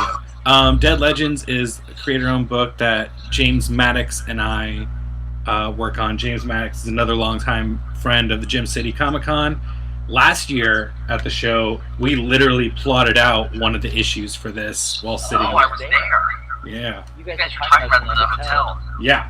But we also did it during the show too. Like we sat down and we were just like going beat by beat on what issue 4 was going to be. This is a love letter to a lot of things. It's a love letter to martial arts films, like a little bit of pro wrestling, and a lot of Enter the Dragon and Bloodsport influences in here. The gist of it is a woman enters a martial arts tournament to get revenge against the guy who kills her husband, but she can't just straight up kill him. She has to run the brackets of the tournament to get to him. So that's Dead Legends. First issue came out in October this past year, and the trade paperback was out shortly after that. So I was hoping to bring that to you. We just got announced on Newsarama that we're doing a volume 2, Cool. which is very exciting. Which is also exciting for me because I, used to read Newsarama all the time as a fan, and now I'm getting my books announced on there, so that's pretty neat. But yeah, well, I'm hard at work on volume 2 now. Like I said, I'm about 20 pages into my first issue of 24, so I'm almost at the end of the tunnel on the first run of that. How do you feel looking back? The what? Like a new vision is one thing that build that. I think so. And we set up for a lot of really good things. I think it lived up to and kind of exceeded what we were going to make, because the gist of the story is I've had this idea in my head for years, and I needed James to help me make sense of it all. So I'm not, like, I can write some things, but James is so much better at it than I am, and I recognize where I needed to step back. So I asked James to come in and help me out, and he, added so much to it. He made it a lot of it his own as well, and it's truly the most collaborative process I've been a part of. Like, to the point where James, like the issue that we plotted last year, at the Gem City show was to be a silent issue. And so James kind of let me run wild when we did the silent issue. He had some loose beats on the script, and he's basically like, okay, here you go. Make sure you hit these beats, but storytelling's all in your hands. That was pretty rewarding as when that finally came together. Clever art and over that cool too. Yeah. I mean, both of you, your idea for the story, and you bring him on, and then once he's on, he throws it back to you. It's pretty cool. Yeah. And it's you know, I think he just like taken it in just like a smarter direction, because you know, the main part of it was just like I wanted to draw kung fu fights, and here we are. So we've been publishing it with Away Blue World. They've been fantastic. Just letting us do our thing. Joe Illidge is our editor. He's also an editor over at Heavy Metal, which is awesome. I don't think he has exclusive contract. I think he's just a freelance editor. But I think he's got like a higher position with Heavy Metal recently. I think it works out just fine for him. Yeah, I never heard the phrase freelance editor, but sure. Sure, Yeah. why not, right? Yeah. Give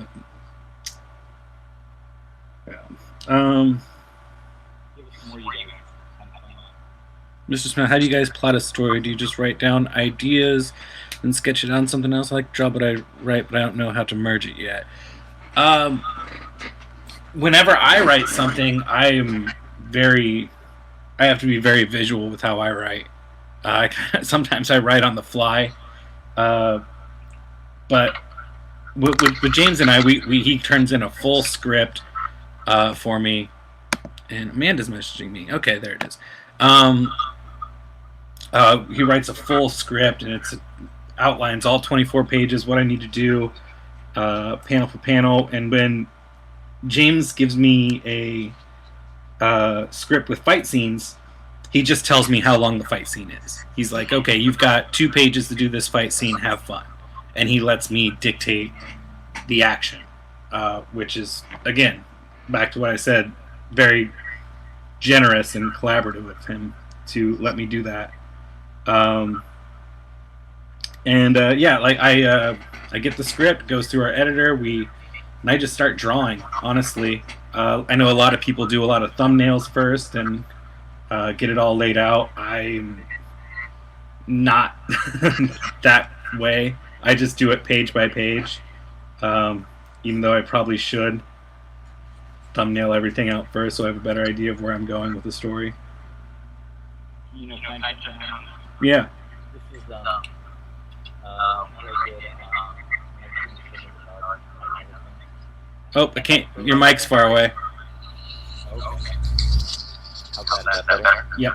Thank you. When I do a lot of this, I have this weird sort of, it's almost between the two of you guys, to be honest, how I do it.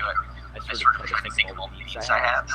Mm-hmm. And then I draw a lot of key scenes, particularly if it's 2 people interacting, like they're having a fight, or working on a friendship, coming together, looking at resolution. And if I sort of know, okay, this person's mad at this person, or this person's apologizing, I'll sort of draw some key frames. Sounds pretty dumb. Yeah. But after they're drawn, I'll sort of hold them up and look at the facial expressions I've added to them, knowing the tone they're supposed to have, but not necessarily the exact words yet. And then I'll just like ad-lib dialogue with pictures.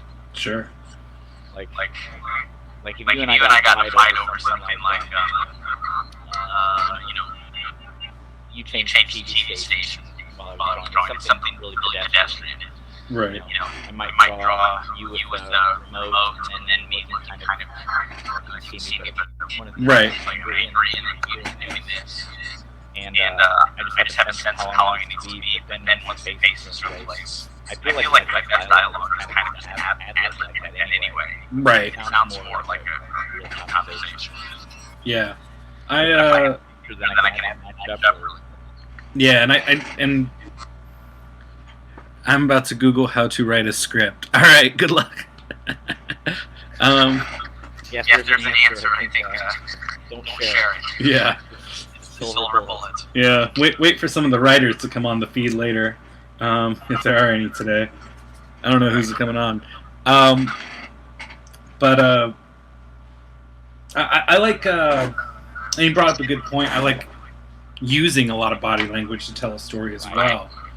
I think someone who's one of my favorite artists who uses a lot of great body language to get his point across is a guy like Kevin McGuire. I was going to reach you that punch and convince you were going to say. Of course, yeah. Like it's just one of those guys. He's got, the body language down, that subtle sense of cartooning with it, but which just exaggerates his movements that much more. His and his exaggerated facial features just really oversell his work. And I try to ape that from time to time. No, he's great. Yeah. I remember when that book came out, and it was a little long to at this point, but it really did feel different. Yeah. It's so weird to feel like Justice League is a comedy?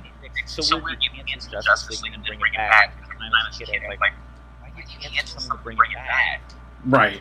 If you had it, why'd you get rid of it? Uh-huh. And then when they brought it back, it was sort of like, it was so strange to me as a child because I kind of felt like, if you had a Justice League book that had Hal Jordan, Batman, Barry Allen, Superman, Wonder Woman, and you're going to cancel that and take out the best in it and get rid of Superman. And bring in Guy Gardner. Right, and you're like, this is not going to be better. It was great, obviously. Yeah, I love it. And it's funny because how big of a fan I am of that era of Justice League right before it. Oh yeah. But for those who are listening, if you happen to have an extra copy of Justice League #1, bring it to Gavin. I don't mean that 1980 series. I mean the 1960 series. No, Bring yeah. it to him and he'll show you a fine piece of art for it.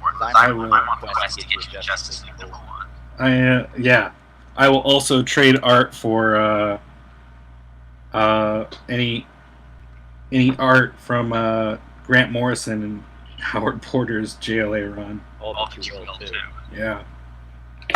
How's your week going? I think I'm close to done. I'm closing in on it. I'm getting there. We still got some time, so you can refine yours. I can. Well, it's not refined. I can just tell some dumb stories. Yeah, do it. I know how to do that. All right, you tell a dumb story. I'm going to try to make this a little tighter. Fine. Oh well, I was about to say something that was more of a private conversation. There we go. One of those stories. Yeah. No, I'm gonna save that for later. Let's see. How many times I got a good story. How about this? Okay. So we did together Gym City Comic Con. I was literally about to mention that. I was like, let's tell something Gym City related, and this is one of the ones. I think the first one we did together on purpose. On purpose, right? Yeah. Where you called me, and I was just getting started. So this had to be 2012. Well, we had met at a show, and we'd really come out the most at Columbus, Ohio. Right. But We had met briefly in Wizard Chicago. Right. But then we ended up. I actually came to the Columbus show with some of my other friends. One early, and they had a long drive home. And they asked me to get right. And I thought, well, okay, this is odd. But we were looking for an opportunity to get to know each other. Right home was like nice sort of 3 hours. Nobody gets anybody's house. Yeah. And we got along well. So I said, okay, let's see if you want to do more shows together. So I think I reached out to you from the city. Yeah. And you called me, I think, maybe a couple days before the show, and we were like, "Hey, you gotta come to this with me. This will be fun." And just I ended up setting up, and I didn't really have much to show. I had maybe a couple prints, and I think I had just sent Human City to the printer. Really? Yeah, so I didn't have it yet, but I had a printout of the first issue. Yeah, and I was like, sorry, come see me next year. But yeah, that was a blast to just come out here or come out to Dayton, sight unseen for me. And one of the first shows I really cut my teeth at, made some real fans at. It was good. We got to get him to watch that, right? Say that again? Mike was far away. We got to see it almost get squashed by a cart. Oh my gosh, yeah. Somebody was pushing a stack of, I don't know what it was. Long boxes. Long boxes. Yeah. I mean, literally, the closest thing I've ever seen to, a baby playing on the train tracks. Right. And this girl who was cosplaying as Rogue saw this happen. And I mean, within about 3 feet of this baby being run down, she ran over and scooped it up. And took the hit, too. Yeah. Took a bump. And those things were a real-life superhero experience I've ever seen. Yeah. And it was not cool, too, because we were behind a table, and he couldn't see where he was going. No one could hear us, and it was just like, we're going to see a baby get squashed. Ugh. That was scary. Yep. But luckily, to me, my X-Men, Rogue was there. Okay, I think.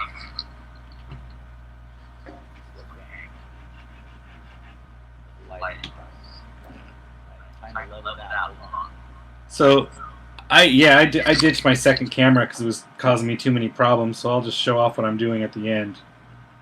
I'm trying to get the white balance. There we go. That's most of it. Ugh.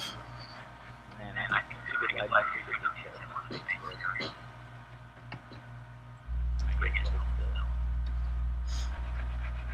So there he is. I'll bet this is one that I end up selling. I might even have this in my live feed. Last I still want that. Nice. I bet I forget about this drawing. Well, I have a luxury of starting this work camera started. Yeah. The layout really sounds. Let's face it as well. If we can find this drawing, this is not a composition that. Mine, yeah, I think if I'd planned something out, this could have been a lot better. It's and I was dealing with a lot of camera issues too, so I was trying to fix that. And I came on here just to enjoy the talk, and celebrate what Gem City Comic-Con has been for the past couple years. I think that's why we're all here. And speaking of which, there's Jesse. Oh. I wasn't watching. Hey, Jesse. I was talking my way. Time. Stuart, shut off the screen.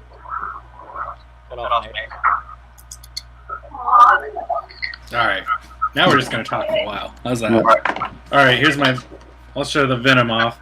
It's not the best, but yeah, it's what we've been doing. Nice. Yeah, it's got some work to go on it still, but you know what? I'd rather talk to the man himself. Hey, Ben.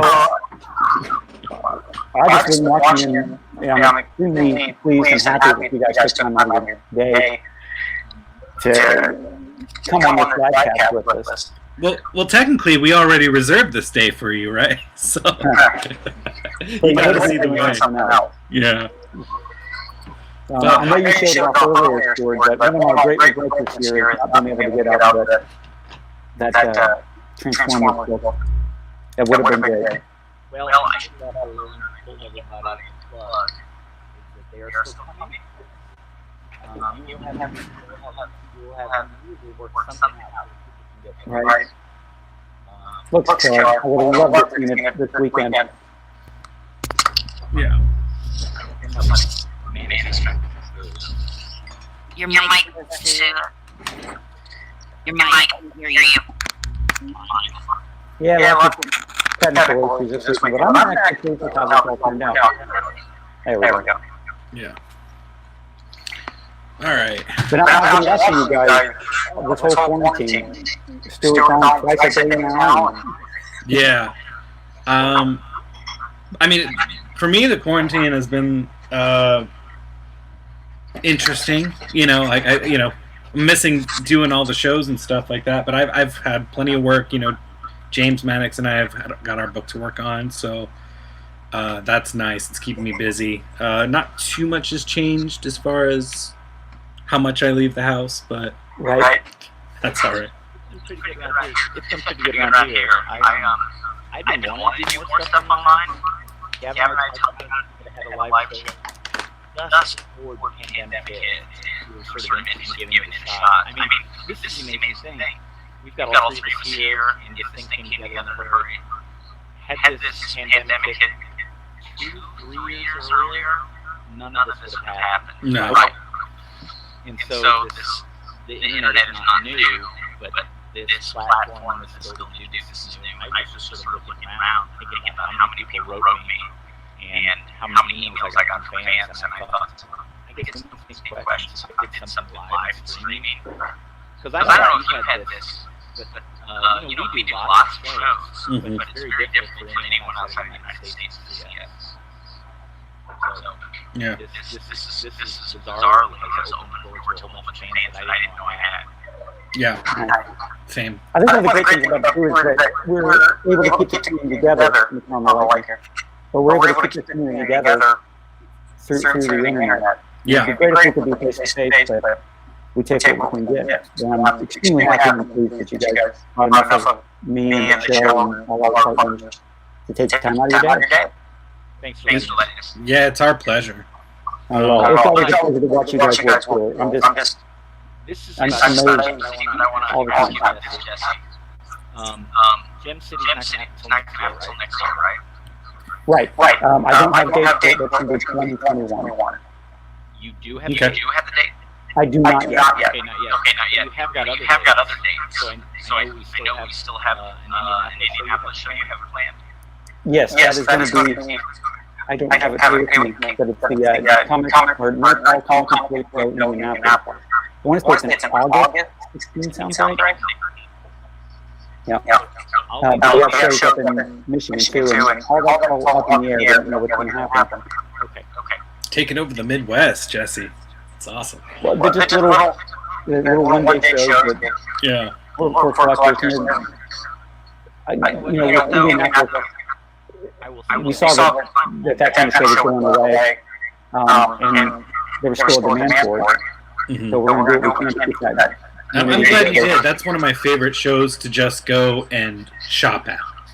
I've never set up at one of those ass shows, and I just go there and I just, get a bag of books and come home happy. Well, if you're free sometime, I would love to host you there. That'd be great. Yeah, absolutely. Awesome. Yeah, anytime. I would like it if you stayed home so I can have money. No, I hope you come. Yeah, that'd be fun. See who's gonna show up and say, "Hey, do you want a burger? I'm on my way over." now you don't have that because I'll be there. Right. Yeah. Do you know I'll say this though about these small shows. Gavin and I are from the Midwest. We run into people all the time, including you and Gavin. This is not true.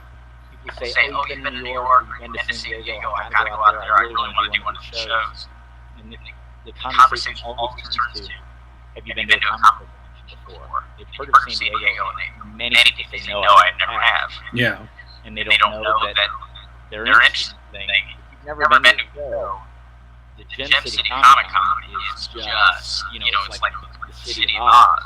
Right. More comics they've ever seen. And to that extent, so is the Columbus show, small Indiana one. And I kind of feel like these little one-day shows, I never want to play them down because I know so many people who they discover a comic from their friend, then they go to a comic shop, then they hear of a one-day show and do that, and they keep going up the food chain bigger and bigger. But they need these sort of lily pads they can jump to. Sure. Right. Yeah. And that's where I feel like these smaller shows, these starter shows, where somebody can dip their toe in the pool and decide whether or not they like it without flying across the country is really important topic. Well, also, if someone tells me they want to go out to like New York or San Diego, and be like, "There's plenty of stuff here in the Midwest you can go to." If you're going to New York Comic Con, and I've only been to San Diego once, and while I had a blast, it was kind of miserable because it's such a grind. New York is as well. The benefit is I actually love being in New York City, and that's one of the reasons I go to that show. But yeah, I mean, like there's just so many opportunities in the Midwest, and Gem City is one of those opportunities that I've been grateful for over the past couple years. You had Kevin Allen a couple years ago, and I've been Kevin for so long. And you had Kevin where his booth was right next to him. And, I know that I've seen him at San Diego. I've seen him in New York. And the people around him are buzzing like, flies. Like there's no room. And so manageable enough. I kid you not. I spoke Sunday for 20 minutes about drawing films. Yeah. Truly, great. And I just sat. I think you had set me across from him that year, and I was just kind of sitting there like, that's Kevin Nolan, like the whole time. Nice fan-struck moment for me. That was nice. Right. We like that we're just big enough that we can attract an artist. Yeah. Somebody that artists look up to. And that's been a joy of mine these last 3 years, being able to watch people like you who are kind of fanboy out. Yeah. You can catch me doing that from time to time. Like it's not often anymore because I felt like I got it out. Like I trained with Joe Kubert, so like I felt like I got a lot of it out of my system. But then there's some people I run into. I'm just like, oh man, that's them, and that's always a nice feeling to get that back. And a bunch of the artists had gone to the hotel lobby where there were tables in a row, and somebody started drawing, and I remember Chris Moreno was there, and I was drawing with him, and more people showed up. And at some point, Adam Hughes shows up. He sits down right in the middle of Allison, and it was like nobody wanted to draw. It was awful. And I remember Joe Giusto was really good. Walked in, and Joe was just looking at what Adam was doing. You could tell Joe was just like, I don't want to get in this school. Yeah. It was, but I mean, that's part of the fun. We're all fans. We all want to be fans. And, you gotta slay the dragon. You really want to do. You gotta set up next to do the thing. Nice. Yeah. He knew what he was doing. Yeah, he's just like, I want everyone to stop drawing so we can hang out. That's why I walk in the room. I think that is probably much as anything else.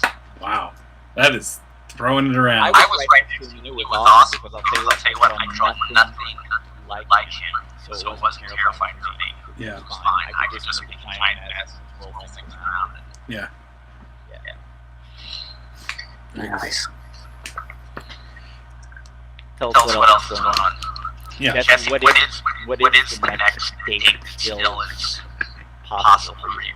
We have a little show up in Detroit that is going to be the first weekend in June. And that's going to be right on the bubble. I don't want to say it's not going to happen, but it's not looking good. Yeah. And the next show that I'm going to be at as a dealer is probably Baltimore. And there again, I don't know if it's feasible. And I was saying this last night. Even if these shows happen, are people going to want to be that close to all those other people? And if I'm going to spend $1,600 for table someplace, knowing that half of them can't be there, or might not be there, I'm not sure that the margin is going to be good enough for any show. Open, right? Soft open. So I think what we have is, yes, people can come out, but I think first, as soon as he's up, people will drive, people can do It's going to take a while to level out. Yeah. Okay. Amanda says wrap up. Drop me out. Thank you guys for coming. Hey, Jesse, thanks again. It's good to see you. Next year's going to come at us before we know it. We'll be doing this again. Well, not this. Yeah, we'll be in person. Amanda, thank you as well. Yeah, thanks, Amanda, for having us.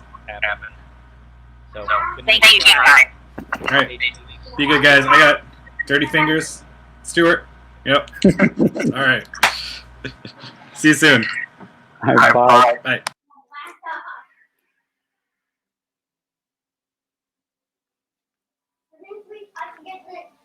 Okay, hey Jesse. Hi, how are you, kiddo? I'm good. Guess what I have for you? What do you have for me? That. Oh, baby. How's it going? It's going well. It's going well. How are you guys doing? Well, great. We're running a little bit late here, but I'm glad. Before I get a chance for you to jump in, I want to thank you for doing this for the show. And there again, I want to congratulate Amanda. This has been a great online con. So there's been so many people viewing this. So thank you again. And then I'm out. I'm just going to sit back and watch the man work. Well, wait. Don't leave. Let me suck up to you and tell you how amazing you are. How important Gym City has been to all of us in Central Ohio. Me personally, for my career, that's been a phenomenal thing.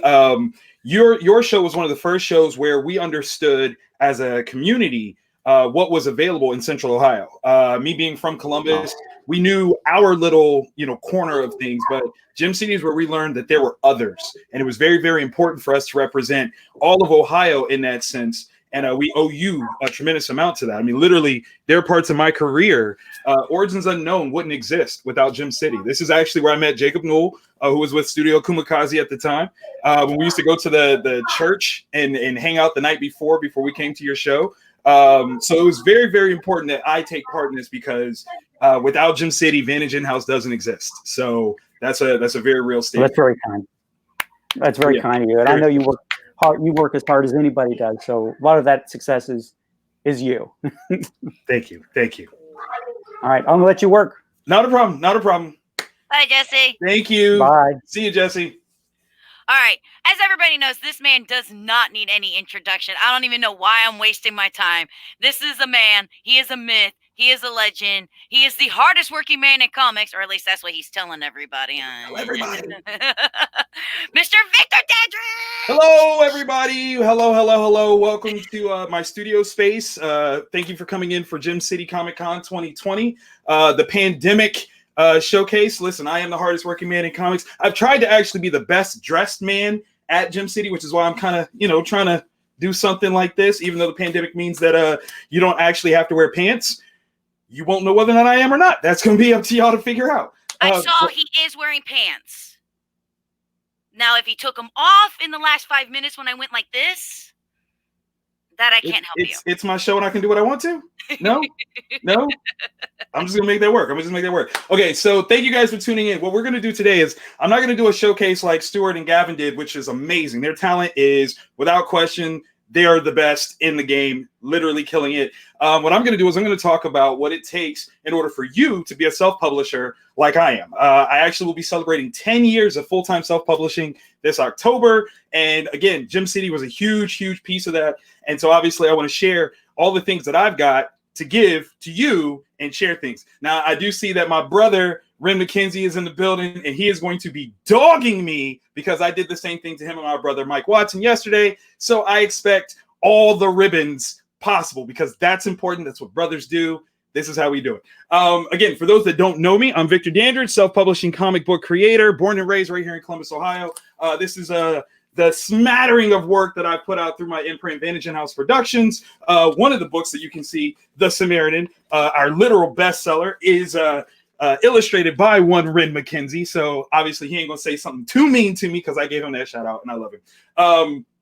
But what does it mean to be a self-publisher? Okay, to be a self-publisher, you say I'm Winnie the Poohing, John?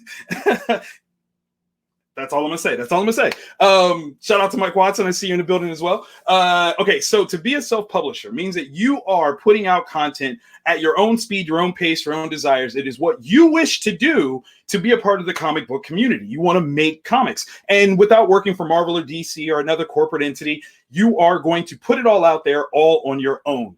And what we're going to talk about are the 5 important principles, the VIPs, five important principles of self-publishing. So these are all concepts that I utilize in order to build my publishing imprint. The first one is ideas versus stories, indie versus indie, know your budget, merch, and expectations. I wrote this on the board here, so if you guys need to see it, hopefully you will be able to. But we're going to talk through each of these standpoints, and I'm going to try to do all this within 1 hour. We're going to make this work. Okay, so the bottom line is you want to make comics. I want to help you make comics. The biggest thing for me is to share my cookbook. So if you have any questions, feel free to ask. Thank you, Scott. I appreciate it. I've curated this studio space to be my hub, my home. This is where I live. It's my cave. But let's get started. Okay, so ideas versus stories. So I also have produced the You Create Comics line, which is an imprint that creates a series of products as well as programmings to help you make your own comics. So if you have any questions or you need some materials to help make your books, definitely check us out, youcreatecomics.com. That's the letter U, CRE8, comics.com. We have a litany of things for you, all kinds of fun stuff, including the workbook here, the You Create Comics School workbook. And I'm going to read a little piece here from our second chapter, Ideas to Stories, which kind of illustrates this point. It says, having a well of fun and interesting ideas is essential for success or successful creators.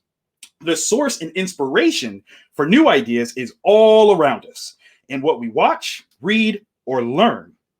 But simply having those ideas isn't enough. It's really where the work begins. Ideas are starters, not stories. That's a very important thing to know. Anyone and everyone can have a great idea. What makes it, the idea, or you, the creator, special is the exploration and execution of that idea. So what I mean by that, very specifically, a lot of times when we are talking about being creators and we get other people that are like, oh man, I got this cool idea for a comic, and they start telling us about it, and it's this like vomiting of words out of their faces, and it's a lot of and thens and thens and then and then and then. That's not quite a story. It's a series of events, absolutely. It could be a cool concept at play. It could have a cool character, but that's not a story. The main facet of a story has 3 parts: beginning, middle, and end. And as we continue with this book, we actually talk about that. The art of stories. Stories may be the oldest form of communication. They're told in every possible medium and format you can imagine. But the base model fits a very simple 3-part plan: beginning, middle, end, like I just said. The parts of a story work to answer a series of questions. Knowing which questions are being answered will tell you where in the story you are. So let's break that down, right? I mean, it sounds simple. These are all things that we learned in grade school, but how they apply here can sometimes, require a little refresher. And that's okay. That's cool. But that's why I'm here. That's what I'm here to help with. So we'll start off with this. Beginning. Who is the story about? That's the number one thing that has to be established in the beginning. You also have to establish when and where the story is starting. That's all part of it. And actually, we have to get like a little bit of an inciting incident as to why this story is getting ready to take place. The middle is what happens next. Like that's literally the idea. What's next? What's next? What's next? It's a lot. That's where you get the and thens, but that's all about the middle. And then the end is the how. How does everything wrap up? How does the main character come through at the end? Who are they at the end? Where are they at the end? When are they at the end? And then overall, why did this story take place? You won't be able to see it too well, but so I came up with this idea of looking at story as a map, and the plot, the narrative structure of plot, is the route that you take to go through that map. And the whole reason why I'm giving you this is a quick precursor or breakdown for understanding how writing works. So that way, when you come through and you decide that you want to tell a story, you have a complete thing for your story. You said it looks like my neck hurts. It does, baby, because I've been swole, man. I've been working out a little bit up in here. My chest move. I don't know if y'all can see it. It's a big, thick sweater. It's hot in here, actually. I'm not going to lie. The sweater is killing me because it's hot. All right. So with that, understanding how to tell stories becomes important because it makes you a better storyteller no matter where you come from, whether it's the writing side or the art side. That is the most important thing. To have an actual idea translate into a story is key. If you just have an idea, what can actually happen is you won't actually have a structure for how to work. You'll get really bogged down by trying to figure out all these different things. New ideas will interrupt old ones, and you'll never actually get anything done. By actually having a story, you'll have a set way that you can do stuff, know exactly what you're working on, and pace everything out. Makes it a lot easier to start, complete, finish, produce everything. So that's the main thing that I want you to get from that first principle. Know the difference between ideas and stories, because it actually helps you produce more stuff. That's the key. Number 2, indie versus indie. Now, sounds the same, not the same. As independent guys, we have this term, we call ourselves indies, indie creators, but not all indies are the same. It's very important to understand that, as most people look at it, when you don't work for Marvel or DC, you're an indie guy, and that's that. Not quite true. There are independent works that are a little bit more of an alternative or underground nature, and then there are some that are still very much so like the mainstream. How do you designate or differentiate between the two? I think it's important that you do so. It's very, very important because it helps you with your marketing and understanding who your audience is. So if you are more of a underground kind of alternative style book, and I have a couple from my collection, we actually just did an indie comics challenge, and I was able to take part. I really didn't think I had that many indie books, but I have quite a few, which is amazing. So here are some books that don't quite fit the same sort of structure or format as your typical mainstream book. Either they are more ashcan oriented, the art is a little bit different, it's a little bit looser, not quite as refined. The sizing can be very, very different. The subject matter can be very different. We've got some slice of life type things. Fartoon, definite slice of life, Space Award winner. This one is a preview book from way back in the day. Again, not your typical superhero fare. Like, it's not a mainstream style piece. And that's not a bad thing. That is not a knock under any circumstance. What is important, though, is to know that this is going to really reach a different audience than your typical Spider-Man, Batman, Avengers, Justice League fare. Like, they're going to be a different group, or at least if it is the same, you're not going to market it the same way. And you have to understand that difference so that you can market effectively to the audience that might really want it. That actually works in terms of your comic shops. Like, I know a lot of you can't go to comic shops right now. One of the things that we're missing through all of this pandemic is that weekly fix of new books. We as independents, we have a hard time getting in the shops. It's really true. We're not a tested commodity, and it makes it hard for them to invest in us. When you're talking about a book that's not even of the ilk of a Marvel, DC, Image, Dark Horse title, that makes it way harder because you're having to really build an entire audience from scratch, and there's not really the guarantee that they exist within that store's market. So this will actually help you understand what sort of pushbacks or whether or not a comic shop is even the right place for you to go to begin with. Maybe a bookstore is the best place to go. Maybe a coffee shop is the best place to go. Having a comic is not indicative of being in a comic shop. That's just a medium format sort of designation. There are some shops that function better with more mainstream material than they ever would on the independent market. And that's okay. If that's the way that they work, more power to them. But you know what you can create and what you can move. And that way you can be more of a commodity or asset to them in the overall scheme of things. Now, myself, I love superheroes. Always have, always will. It's what got me in. So all the things that I create are going to be more oriented towards the mainstream style stuff. So the size of the books, the subject matter of superheroes. Maybe I don't do fights and tights all the time, but I am still doing cape, heroics, costumes, superpowers. All that fun stuff is a little bit more indicative of mainstream material. In that regard, what I call us are the INDYs. And the reason for that is really simple. There's a company called Kablam. They came out probably just over 10 years ago, and you're asking about my spinner rack. Literally, my spinner rack of titles over here are all the ones in my collection that I decided that were worth keeping as individual issues and not just trade paperbacks. So yeah, I probably should get another spinner rack because literally my indies are in a box over here that I need to put up. Kablam, going back to them, they created this sister site called Indie Planet, and it was a place where you could sell your self-published work via their print-on-demand system, and they spelled indie, I-N-D-Y. And at first, a lot of people definitely decided to jump on with some of their more comic book, superhero-oriented stuff, and it was a great place for them to produce some work, get it sold, market it, the whole nine. So I use that. I use them as the basis because it's not about going to Kinko's. It's not about doing it yourself, folding it and all that stuff. And they built that brand. And I figure why not, give them that love, because they worked hard to establish that. So indie, if you're alternative underground, INDIE, which is the typical use of the term, just like music, acoustic music, anyone that's not signed to a major label, that's the term that they'll use. INDYs are those people that are producing their own work, but actively using more mainstream-oriented material, design, concepts, things like that, if only just to springboard into the mainstream. That's what their goals are. I mean, it doesn't have to be, but that's a typical thing. If I want to work for Marvel and DC, I'm going to create some work that fits like what Marvel and DC create, and there you go. So that's another key important piece. It also fits into, again, the marketing of your books to shops. If you have something that's a little bit more mainstream oriented, shout out to Hot Shot. Hot Shot, when I wrote the first 6.5 issues of that, the model for it was Spider-Man. So if I were to go to a comic shop and I wanted to pitch Hot Shot to them, I would say it's like Spider-Man. Them having that mainstream representation, they'll understand it.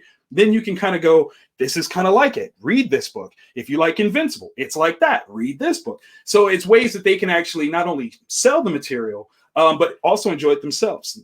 It's easy for everybody.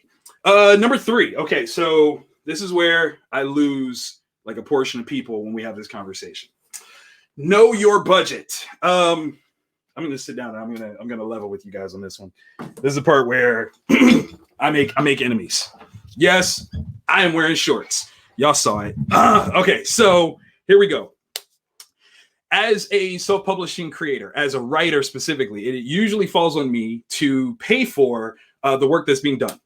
And the truth is, in the independent market, it doesn't really work well for there to be a outside price point set for me to operate within when it comes to the collaborators that I work with. As a writer, more often than not, I'm not doing the artwork. I have to hire someone else to do it. And if they come in and they say, well, this is what I charge in order to do this, it doesn't really build the right ecosystem for what our products are. We're called the small press. That's a nice colloquialism for what we do. And the idea is that we produce quantities that are smaller than larger companies do. And the reason why we do that is because that's what we can afford. Even with print on demand capabilities, it's still not normal for a independent publisher to produce dozens of thousands of content or copies of work, not in units, not at one point in time. John was right. I didn't have no pants on. I knew he was waiting to find out.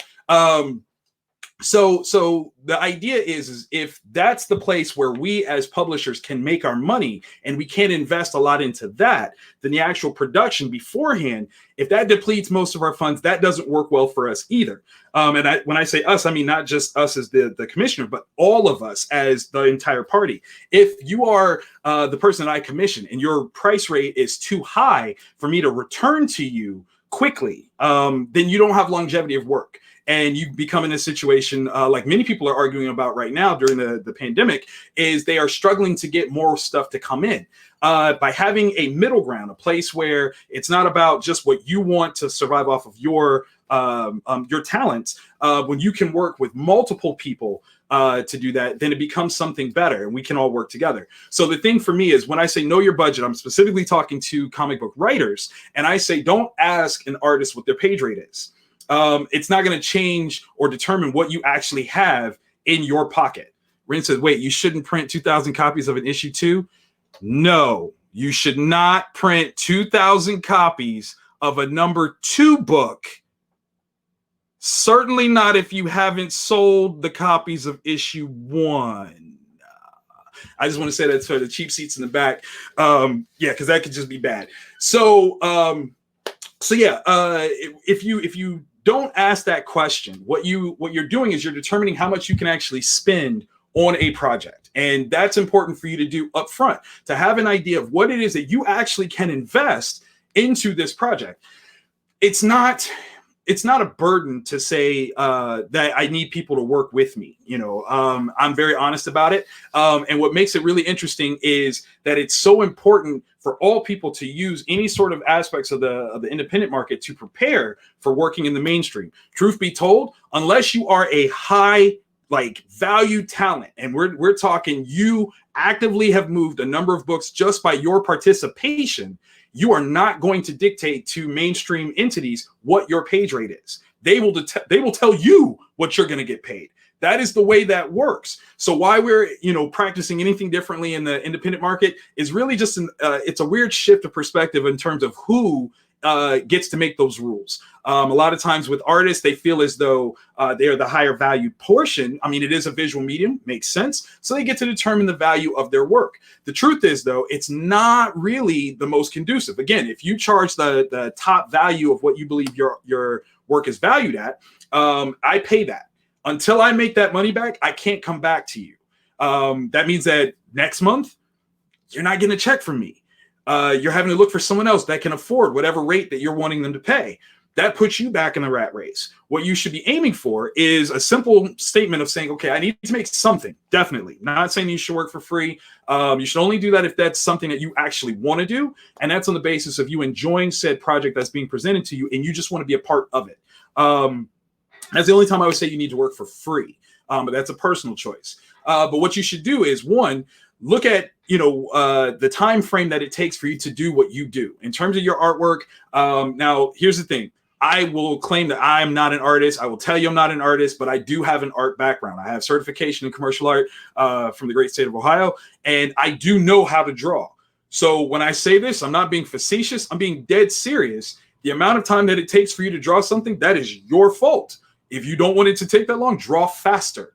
The truth is this. A lot of times we have this statement, this sentiment that it is easier for a writer to say something. To a degree, it is. We actually learn how to use these words all the time. I can say 1,000 zombies are coming over the hill. That was just that quick. I could probably type it a little bit faster than I even said it. For you to draw that will take longer. Absolutely. The thing is this. One, no one is actually asking you to draw 1,000 zombies. If I'm the person that's actually counting how many zombies you're supposed to draw, ridiculous. Like it would be ridiculous. Like there's no way that I'm going to sit there and count 1,000 zombies to verify that you said that. Listen, I'm trying to get all this info out. I'm trying to make sure I got my hour covered, the whole nine. So yeah, if you take the time to draw 1,000 zombies, good on you. The thing is that what you are supposed to do is interpret my words to articulate that concept visually. Doesn't mean that you actually have to draw everything that I said. What it means is you're supposed to give the impression of what it is that I said. This is your aspect of telling the story. If it's a matter of you dogmatically just drawing everything that I said in the script, that's not really you putting your spin in. It's not you putting your voice in, and that's not the way this should be. That doesn't benefit you as a creative either. So that's the way that this whole know your budget needs to function. It's a way to better work together between artists and writers so that what you end up doing is creating a simpatico, a good voice that you guys can work together, create amazing books, and then become more popular overall. I've been very fortunate to work with some amazing talents. And that's kind of the key. That's one of the things that we talked about. They get to make their own decisions when it comes to the stuff that we're creating. The only thing that I'm asking for in terms of being dogmatic is keeping the flow of pacing as well as the mood and tone together. The visuals, Rin can tell you, actually, it was the 6th issue of The Samaritan. Will never ever change. This story will never drop. The 6th issue of The Samaritan, we got to a certain point towards the end of the book, and the structure of the storytelling wasn't working. And I'm looking at it, and I'm going back and I'm looking at what I wrote and what he drew, and I'm like, man, that ain't it. It's not making sense. And so he says to change the order of exactly what I had set up. And I'm like, oh wow, that does work. And I was like, okay, well, yeah, go ahead and do that.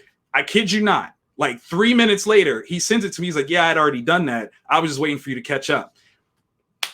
Those are the things that are important. If he had just stuck with what I wrote, it wouldn't have actually worked out as well as how I intended. It wasn't until he looked at it, said, no, this doesn't work either. He actually made adjustments, suggested those suggestions, or that he should make those adjustments. And I'm like, oh, yeah, you're right. And he's like, yeah, I did that. You're right. I knew I was right. That's why I told you.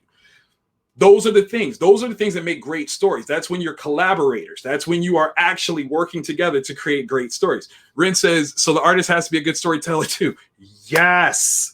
Yes, you do. Okay. Everybody has to work together to tell this story. The writer has to be a good storyteller. The artist has to be a good storyteller. The colorist has to be a good storyteller. The letterer has to be a good storyteller. Everybody has to work together to tell this story well, because that's what your job is, to tell the stories. And that goes right back into the notion of what artists are charging. I'm not paying you to draw a pretty picture. Yes, I want you to draw well, but the goal, the thing that I am hiring you for, numero uno, is to tell the story. If you don't do that, I don't care how pretty your pictures are, you failed at your job. Like, that's just it. Doesn't matter how good it looks. If it doesn't work to tell the story, you have failed at your job. And that's again, tone, mood, all those things are so important. You got to do that right. If you don't, you're doing it wrong. So, I mean, that's a long-winded sort of portion, but it's very, very important, because the financial aspects of things kill so many projects. It's how so many different things die, because people didn't get into the game with a full understanding of exactly what it meant to pay for this. Now, when it comes to artists, again, this is one of the things that I preach, I promote, I practice. It's important. If I'm dictating to you what your page rate is, and yes, by all means, there is going to be some functionality of a page rate. There's a certain amount of work that I'm asking you to do. There's a certain amount of payment that you're going to get. Divide that up. That technically equals a page rate. The thing is, though, is with that does not make it the most financially beneficial piece for you as an artist. In fact, there are 4 ways for you to make money as a comic book artist, in my opinion, in this business. There's the initial commission. There is the sale of the original artwork. Now, with that, we've got a lot of challenges, because currently there's a big push for people to do digital work. Technically, you can work faster, but there is an absence of an original piece, which means that there's a scarcity of original artwork based on that project that you could sell for high value. I think that's one of the reasons why the You Create line really focuses on traditional comic book art supplies, because I think that that's important. When you have such a thing, you can actually look at some of the work that you're doing and not necessarily put in less effort per se, but definitely put in more effort when there is a page that you know could carry a higher value later on. I think that's very, very important. When you get to those killer splash pages, you go all in on those, because those are the ones that you know that if you sell that, you'll make back way more than what, I possibly put in on it. Worst case scenario, I give you a $10 per page rate, but you sell your pages $30 a page as original artwork. You've technically been paid 3 times more than what I could afford. And then on those big ones, maybe you bump that up $50, $70 to $100. You've been paid exponentially more than what I could pay you, but you still got the workout. You still got some money, and you're still in control of your dollars going forward.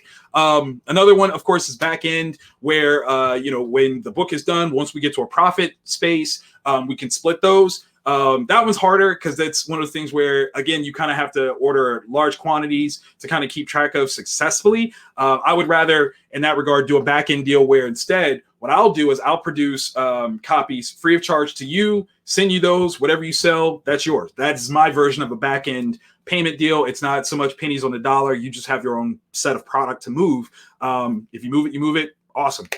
And then, of course, the last one is a percentage of rights of ownership. I think that's important.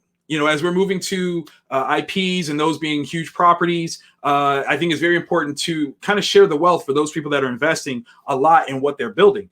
The Samaritan series is definitely one. Ren's got 50% ownership. WonderCare presents the Kindergartens. Justin, 50% ownership, which means that if and when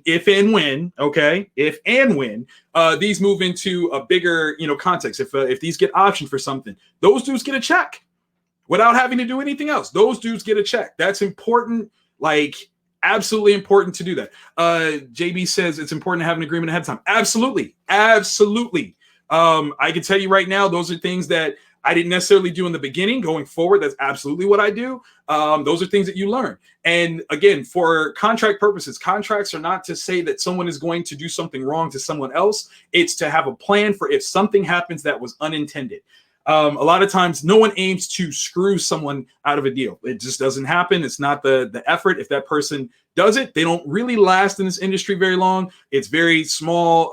You pee in the water, everybody knows. And that's just the way that goes. So they don't last very long. But yeah, contracts are very, very important. Establish that early, and there you go.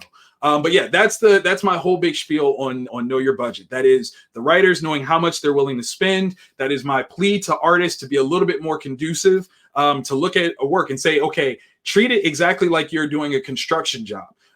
Saying, okay, you've got this story, tell me about it, and say, okay, you've got X amount of money in your budget. I will do this in this amount of time. I'll have these stipulations to the final piece. You know, you can't have more than 6 panels per page. We have to limit it to only 20 panels or 20 pages per book. Those are things that you can definitely do. Like that's just smart. I think that's definitely something that is important. I found some of my blank covers of Samaritan. Yes, yo, that's another thing. And it's so crazy. As a gift to the artist that you're working with, I think that's another big thing that you should do are sketch covers of your material and give those exclusively to the artist that you're working with so that they can actually do markups, bump the sales of those actual products to their fan base, which in turn grows your readership. So everything works in this nice cycle. That is, yeah, Ren's his sketch cover pieces are stupid. Mike's sketch cover pieces, stupid. Like I love them, and it allows for them to really put in a lot of extra care and interest into the stuff that they produce. Is there a legal service you recommend? I recommend finding an IP lawyer. Someone that you can talk to, an entertainment lawyer at worst. There's Gamal Hennessy and there's Dirk Vanover. Those are 2 guys that I would definitely look up. They're awesome. Their insight to things is fantastic. I think Gamal is in, I think he's in New York, and Dirk is in, I don't know where Dirk is. He's in the Midwest. I think it's in Illinois, but I can't quite say for certain.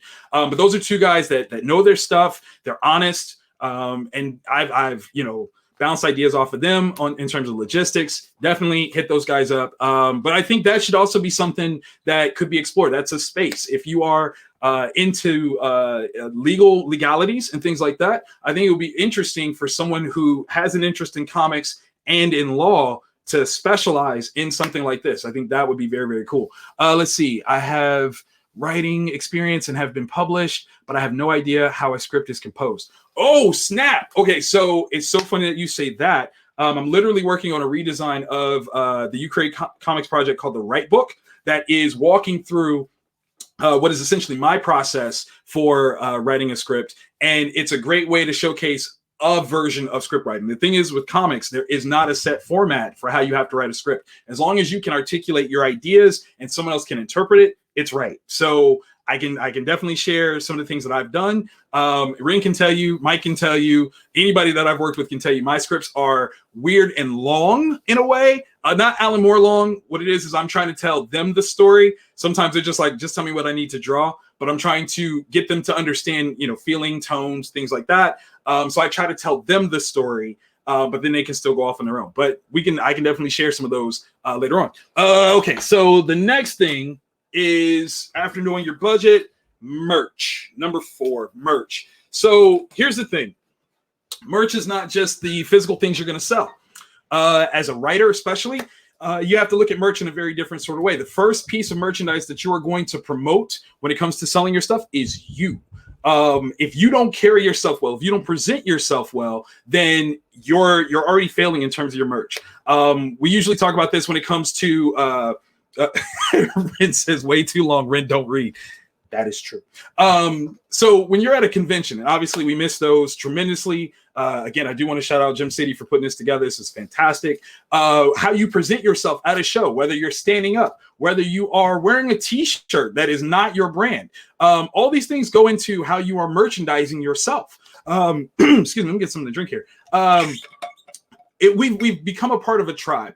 As comic creators, we believe that. As comic fans, we believe that. It's no different than being a sports fan. And you go to a sports game and you're wearing, the uniform of a sports fan. Super duper important. Yeah, John, verbose for sure. That's technically my middle name.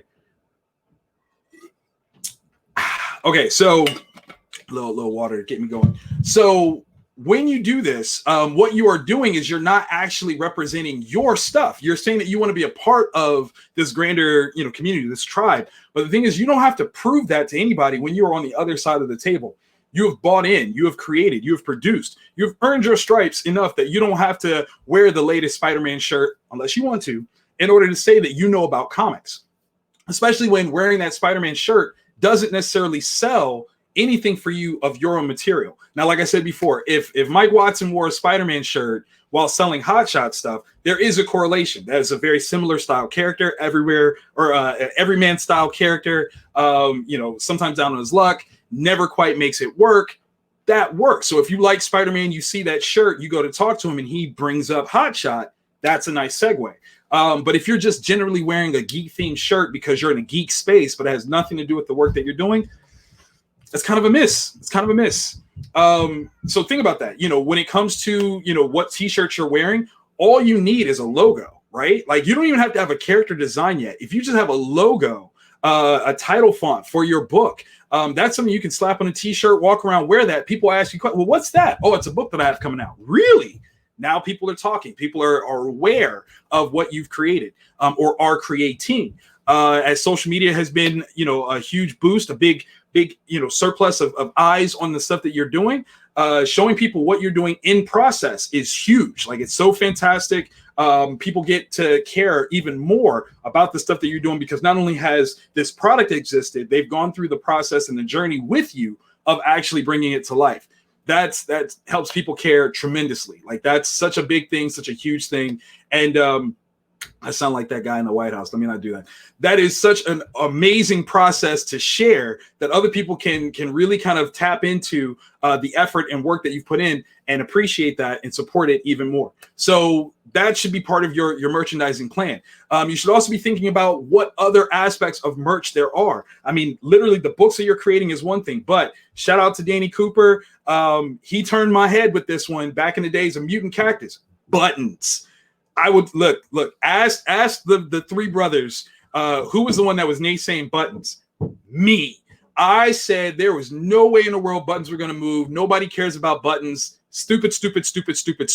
He launches Mutant Cactus and is like, I'm going to show you, and does phenomenally with buttons. So much so that literally I invested in Mutant Cactus. Wow, this is going back some time. I invested in Mutant Cactus to get them another button machine, because I was so wrong. I was absolutely wrong.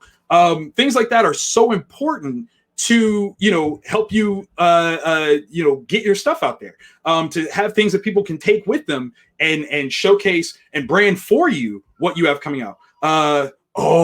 Miss Lindsay, what a great question. How do you engage with people walking past? Okay, so here's the thing.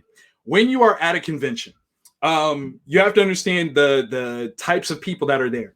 Obviously, we've got the celeb fiends that are there. You've got people that are only interested in prints.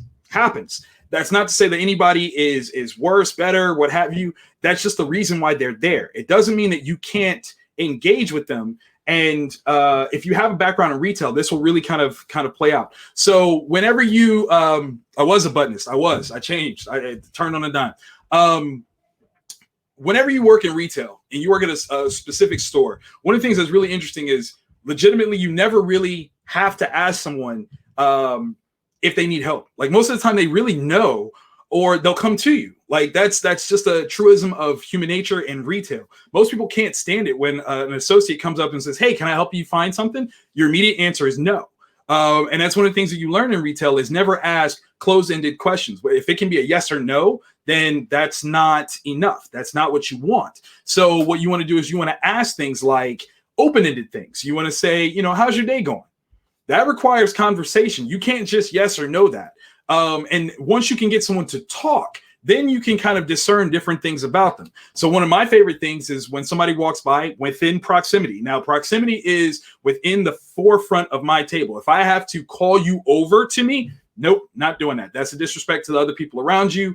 And it's kind of catcalling. It's weird. Obviously in this day and age, we look down on catcalling. Why would we do that in sales? It's not a good look. So if you walk by, I go, hey, how you doing? How's the show going for you? How have you enjoyed the show today? Maybe I've recognized that you have a different badge that says, whether it's just a single day or a 3-day or whatever. It's important. Victor yells at people. Sometimes it's true. Hey, Kool-Aid, like whatever. If it gets you to turn around, I might say it. But the thing is to engage people and not try to sell them. That's the biggest thing. Don't try to sell it. talk about your work, but don't try to sell it. Let them look at it. Say, hey, what's your favorite comic book character? What's the last book you read? Have you seen such and such comic book movie? Did you like it? Have you seen such and such comic book show? That's one. Oh my goodness. Let's see. Where is it? So the Samaritan series, right? We got a hooded black hero, lives in an urban neighborhood, who's bulletproof and starts to clean it up. Now, does that sound familiar to you? If you've got Marvel Netflix on the brain, if you're thinking Luke Cage, 100% that should sound familiar. Ironically, the Samaritan series ran from 2011 to 2013, literally 2 years before the Luke Cage series came out. Am I upset about that? Not at all. What I do is I specifically ask people, did you watch the Marvel Netflix Luke Cage? Yes, I did. Did you like it? Yes, I did. Read this book. It's a way to engage. It's a way to obviously find that simpatico, and they can be, just as interested. And that's how you gain readers. That's how you get people. Find a way to engage with them on something that is not intrusive, not forceful. Now, sometimes it does work. Rin has definitely argued to arm wrestle people. Now, ironically, that seems aggressive. That seems forceful. What's funny is it's always engaging. It's always engaging, especially because he'll do it against the persons that clearly Rin works out. Okay. I don't know if y'all know this. Rin lives in a gym. They just kind of built a bed for him out of extra weights. It's true. So Rin is a big guy. He will definitely, like, if there's a child walking by, he'll definitely challenge a child. That's first and foremost. He's all about beating the kids. He's all for that. So he's like, arm wrestle me. Like, he's done it for years. It's a way to get people to laugh. It's a way to poke fun at himself. He knows he's a big guy. He knows that he can kind of be intimidating. So this fun way that he's playing up and mocking himself, that's it. That's another way to endear people. Again, in terms of his merchandise, he recognizes, hey, I look a little intimidating. I'm a big, scary black guy, used to have a mohawk, definitely is a biker. All those tick marks could be scary. So he finds a way to make you laugh. Once you smile, once you laugh, you're in there. So that's definitely a way that you can look at merchandising yourself more so than anything. Rin will eat a child. No, that's Mike. Mike will eat a child. Yeah, Rin will beat a child. Mike will eat a child. There's a subtle difference. Just a quick little B, changes everything. So yeah, in terms of merch, be as open as possible. Figure out as many different things as you can. Cups, keychains. Literally, if you have paper that has your new title on it, and you're doing sketches, that's something you can give to your artists, and as they're doing commissions, promote your stuff. Those little things go a huge way in terms of getting people aware of what you've got. Stickers are huge. Oh my God. Stickers might even be trumping buttons right now, and how you use it is important. So this is a sticker setup that I did for last year. This is to promote Vantage In-House trade paperbacks. I did this sticker for San Diego Comic-Con, and I literally put it on the toilet paper rolls in the bathrooms at their convention center. And it has stuff like, take your time. Are you going to be here for a while? What's your hurry? While you wait. And it's got a QR code on it. So if you scan it, it will actually take you to a page on the Vantage In-House website. Be as creative with your marketing as you can be about the stuff that you're creating. In fact, now, unfortunately, the file was too big, so I couldn't send it to Amanda. But I got this new thing. And I'm actually going to put it somewhere on the Gem City page. It's a new way that I'm going to do a subscription service. And it's funny because it's one of those things where we've seen it forever. And I don't think I've ever seen anyone use it for a comic book, an indie comic subscription service. I'm using it. I'm doing it. I implore you to think these things out, step outside the box, try it for yourself, see what kind of cool things you can come up with. The simple process is this. Okay, so the idea is it's a listing of all the Vantage In-House books from phase 1. Well, most of them. Old Crazy's not on there, but there's a reason for that. With this, you have all these different titles in different orders, and it says you have $10 to spend. Which books are you getting? And we have different valued pieces. So we've got $4 setups, $3 setups, $2 setups, $1 setup.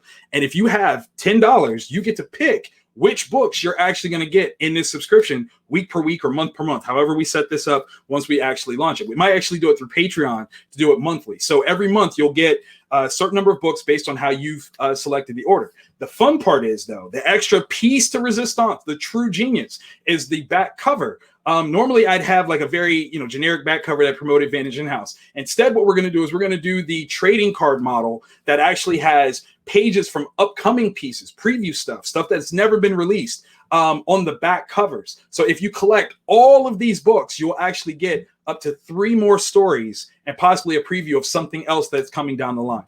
So it's just a fun way to market merchandise, not only what I have, but also what's coming. Again, think outside the box. Be as intuitive and fun as possible with these things. And again, I'll have this graphic up for you guys to share. It'll be a lot of fun. I can't wait to see people take part. I'm literally only limiting it, or I'm going to try to limit it to only 100 people. If 100 people do it, awesome, because I want the books themselves to have value. And that goes into, again, like the digital comics thing. The more stuff that you make, the less value it actually has. So I want this to be something that's kind of a collector's thing. So we'll see how that works. The last thing, the very last important principle, number 5, expectations. We all have goals, right? We all want to get into this thing. We have aspirations, inspirations that we try to aspire to. Stan Lee, Robert Kirkman, Mark Miller, Brandon Easton, Brandon Thomas, all these different guys that have done amazing things that we want to do something like them. The truth is they didn't come out the gate and just have that, right? Like, it's just not the way it worked. They did one thing. They did that one thing well, and then they did it again. Those should be your expectations. That should be the way that you make things work. Kind of going back to what Rin brought up before, making 2,000 copies of an issue 2, that's a big expectation. That's a huge expectation. Don't do that. Don't do that. Your first expectation should be, let me finish something. Let me get someone to read it. Let me get someone to buy it. Rinse, repeat. Like, that should be your method. It shouldn't be this grandiose plan that I'm going to be the next ... Because the truth is, that's a way to overinflate your own value. That's a way to get yourself knocked down a peg when people aren't flocking to your book. And we've seen that guy at the show. We've seen that person that's sitting behind their table so sad, so upset that no one is engaging. No one is picking up their awesome, piece of American literature because they had such this huge expectation of it. They just have all these boxes. Just take your time. Sell one. Sell another one. Take your time. This is definitely a marathon business. This is not about sprinting. Like I said, I'll be celebrating 10 years in October. We've got a wealth of things that we've created. Could we have created more? Sure. But we took our time. We did it well. We made sure that what we have, we can lean on 10 years later. That's important. You never know when one of these books is somebody's first book, their first entrance to me. Again, they've been in the game for 10 years. There's still opportunity for someone to try it out for the very first time. So make sure that you're creating things with that sense of longevity. Take your time. You don't have to rush. You don't have to make it perfect right now either. That's something that can come along with practice, with time. I can tell you I've revised a number of these books through the years because there's things that I've learned. There's things that I can fix, things that I could correct. And that's important. I'm always learning something that will make my books better moving forward. But if I just had the idea that, I'm the next great big thing, I'll never learn anything. And I could absolutely be discouraged by what I have not accomplished yet. So those are my 5 important principles. Let me reiterate that one more time. We've got ideas versus stories. Knowing the difference between the two is amazing. We've got indie versus indie. Knowing exactly which kind of product you're building will help you market it that much better. Know your budget. What you can afford is what you can afford. Create within that scope, and you'd be amazed what kind of greatness can come out of it. Merch. Know what you're selling. Number 1 is you. Number 2 is what you do. And I mean, we've got a lot of people that are learning in the hardest way possible. What you do is not just on the page. It's how you interact with people. That's a big thing. In 2020, there's a lot of people that were up high that have been knocked down real kind of low because people didn't vibe with how they were reacting to people outside of the page. Remember that. This stuff carries. Who you are will follow you no matter how you do it. Okay? That's my word on everything. And last but not least, the expectations. Keep a level head. Don't assume that you're going to change the game until you change it. That's important. So let me go through here, see what people have responded. Mike will eat a baby with bacon. Yes, Mike will literally order me a baby with bacon, steal the bacon, and eat it, and act like he didn't do nothing wrong. That's Mike. Let's see. Still not sure which indie you are. Honestly, I would say that you are INDY. When it comes to the manga style of your work, it's high quality. You are aiming to do things in a bit of a mainstream orientation. Granted, it's not necessarily the size format of your typical manga book, but while it's been Americanized in its sizing and format, the quality of it is so high. Absolutely does not seem as though it is a underground kind of thing. So I would definitely give you the INDY category. It's high quality stuff. If you guys have not checked out our work, if you could put your link in there so everyone can check out your book. Celestial Pulse is freaking amazing. I remember the first time I saw it, I was just like, how are you not here at the show behind the table? Like, that's ridiculous to me. You're entirely too good. Entirely too good. So yeah, definitely do that. Share that, please. Any other questions? I'm open. We got like at least 9 minutes, I guess, or at least till Amanda comes in and kicks me out. So yeah, what other questions do you guys have about anything? I mean, how are y'all doing? Y'all doing good? Everybody keeping you okay? Staying safe, washing your hands, not touching your faces, not touching other people's faces. That's a little bit weirder. I'm gonna just throw that out there. That is just off rip. First, I mean, again, thank you guys for being in here. I definitely appreciate all the comments. My brothers didn't do me too badly. I thought they were gonna, because I definitely was doing them dirty. But but thank you guys for joining us. Once again, I got to give a shout out to Gem City, to Jesse Noble, the whole crew, Amanda for having us here. You guys are amazing. He shamed me into getting. Yes, I did. Yes, I did. Shamed her into getting into. Listen, I put my money where my mouth is. That's my thing. If I say something, I will back it up financially. I bought her a table. She's that good. She's that good. I swear to you, if you check out her work, you'll see it. Please, like 100%. Can you send a friend request on here? If you can't, find on the regular Facebook page. It'd be amazing. How do you stay motivated to create or sell? Woo! Okay, so in order to really understand that, you have to know my story, and I'll run that real quick. So I didn't like reading as a kid. Hated books. They were of the devil, wrong, evil. And then they announced in the news that Superman was going to die. And I was like, I want to read that. Luckily, my mother was like all about me reading anything. So she bought me a stack of books. Boom. I dive in. I fall in love. On my father's side of the family, comic books changed everything. Like, they were very sports oriented. I was a very skinny kid. I wish I could go back to that sometimes. But I was not into sports at all. And finding out that they like comics and I like comics gave us something to talk about. In fact, I found out 3 of my uncles could draw. And the youngest of them, my Uncle Mark, was really, really all about me getting into comics and doing something.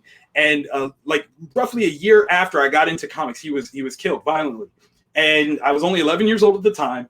And very much so in a Bruce Wayne, Peter Parker sort of standing, I made a vow by candlelight that I was going to do something in the comic book industry worthy of him.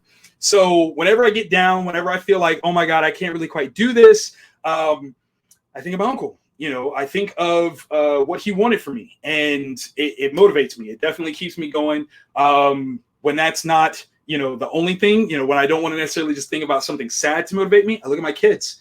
I create for them. You know, I want to show them that they can do whatever they want. They can, you know, make a difference in this world. They can create something. They can be who they want to be. And that's just as important. You know, that's my daily representation of inspiration all the time. Those little young minds, and watching them grow and expand and learn things that I want them to learn, or learn things I don't want them to learn. That keeps me motivated. It keeps me humble. When it comes to like literally being in the industry, my brothers, sometimes it's a matter of, I want to beat them. I want to beat them. The 8-bits that I used to do, that's why. It was because of them. I wanted to do stuff art-wise in the game, but I knew I wasn't the best artist. How do I compete against guys like Mike and Ren when I don't draw? 8-bits, that's how I did it. So those guys keep me motivated. I'm always on my toes. Shout out to the guys that I'm seeing in other markets: Jason Reeves, Quinn McGowan, Alvin Ball. You know, Robert Jeffrey, like all these guys are folks that we are challenging each other in a nice, positive, creative way to say, oh, I see what you did. That's dope. Do something else. Do something more. Do something better. Beat me here. Do this. Do that. And it's a constant cycle of inspiration. Whether you are in the independent market, if you're in the mainstream market, shout out to Mark Miller. Shout out to David Walker. Shout out to Brian Bendis. All the time, I'm finding motivations to do what I do. And it never fails. You know, I also got to give a shout out to Comic Town, my local comic shop. The support that I get from them doing the show, Black, White, and Red all over every week. is amazing. It's seeing the new books that are coming out all the time. Constant state of inspiration. That's it. Ren said the competition is key. It is. The truth is, by us competing against each other, we get better. And the thing is here's the key. Here's the secret. You don't have to lose in order for me to win. That's important. That's something that it takes a long time for some people to understand. I don't have to see you fall. I don't have to want you to fall in order for me to win. The truth is that there's enough room at the top for all of us. Yes, there might be somebody that stands a little taller, but as long as we're all up at the top together, that's perfect. And sometimes that position will change. That's hunger. As long as I have that hunger, I'm going to eat. Not children like Mike. I'm just throwing it out there. I just want to say that. What's a good resource for sellers to find material outside the mainstream catalog and support smaller artists? That's a great question. Honestly, the thing to do would be to find sites that are dedicated to indie publishers, find artists that are creating indie work. That's some of the best places, because not only are they creating it, they'll also know others that are. So, we've got a ton of indie creators in this thread right now. Literally everyone that's in here, you should be finding out what else they do. Scott, definitely. John has created some stuff. Like, all these folks have definitely created some amazing pieces, and we all tend to group together. So if you find one of us, you found at least 10. And so that constantly, moves forward. Pay it forward and find out. And then when you find something good, tell somebody else about this thing that you found that's amazing. Even if you go as far as to, I'm going to buy this for you. Your next gift. What if it's an indie book? That would be dope. I dare you to stop talking with your. I can stop talking with my hands, balls. Don't you say that about me. No, I can't. Literally behind my hands, throwing up gang signs just so I can keep talking with my hands. It's crazy. It's crazy. Hi, Amanda. Hi, baby. Amazing. Thank you so much for letting me do this. This was so much fun. I enjoyed it. No. Let me stop you there. The thank you is to you and all the other creators who are showing the love for Gem City. Everything is because of you guys. Absolutely. We're all in this together. It's a community. Of course. That's what Gem City is all about. By the way, I want to point out something here. Yeah. Because I don't create comics, but cool. No, I'm not a writer. We all know I'm a talker. But a lot of the stuff that he said, you can use that into any aspect of what you do. Like, he talked about a logo. I want you to look at what I'm wearing. Right? Look at that. Right there. Branding, merch, first piece. Her. She knows. That's it. AGP. Check out that podcast. Y'all want that. Trust.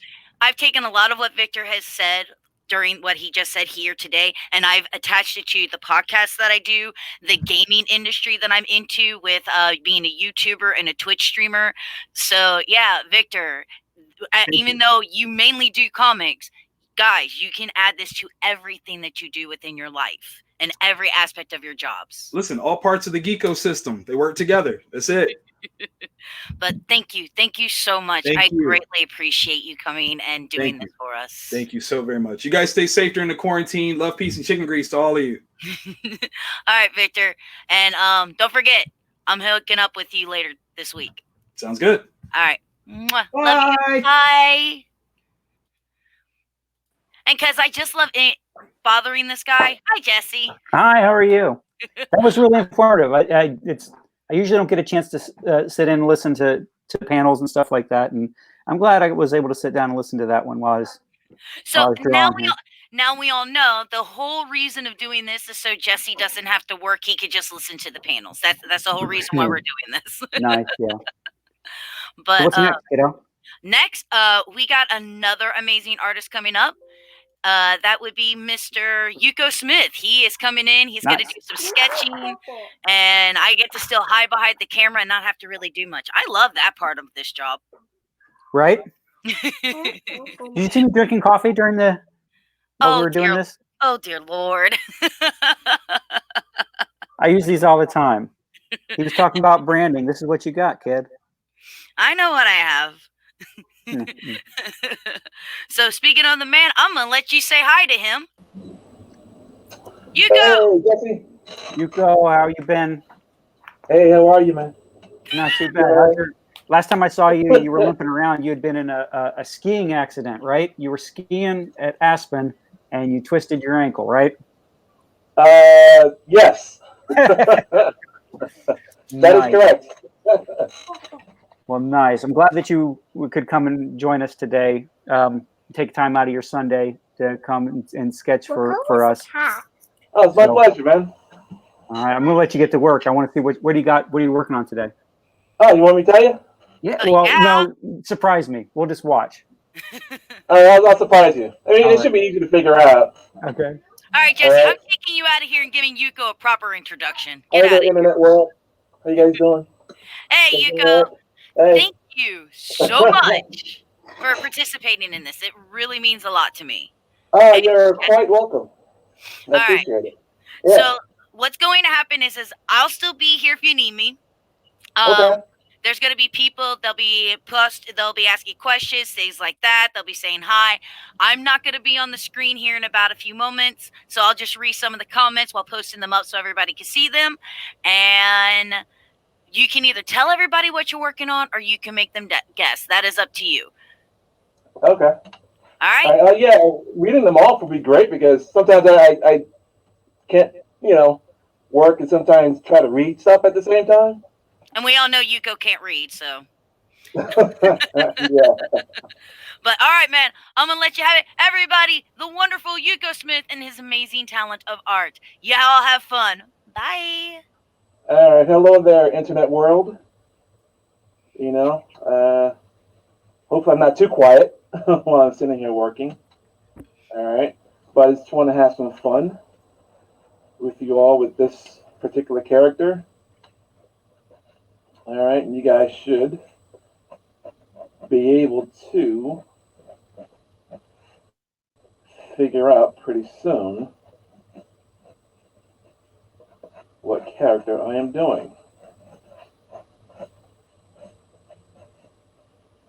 You're doing a character. Ta-da, I win. Yeah. A mutant character. Ooh. Yeah. Hey, Yuko. Oh, no, I can't take a picture of you. Scott Simmons. Yeah. Every show he's got to take a picture of me. One person goes, are you doing Silver Surfer? That is on my drawing board, but not right now. Ren says you need to stop laying down on the job. Yes, Brian, you are allowed to guess. Ren, magic. M-A-G-I-K. Magic is correct. Okay, Yep. well, guessing's over. Thanks for ruining it for everybody, Ren. All right, took the mystery out of that one. That's it. We're not going to let Ren play any more artist games. Gotta kick him out. So how you been doing, Yuko? I've been doing well, thank you. Just been busy. I see that you started up a Twitch account and you've been drawing on YouTube. Congratulations on that. Thank you. It's fun. Very fun to do. It's like one of those things where I've done it before, but I just didn't keep it up. I just finally just let it go. But now it just seems like the perfect time to start it back up again. All right. So there's a couple of people in this world. Yeah.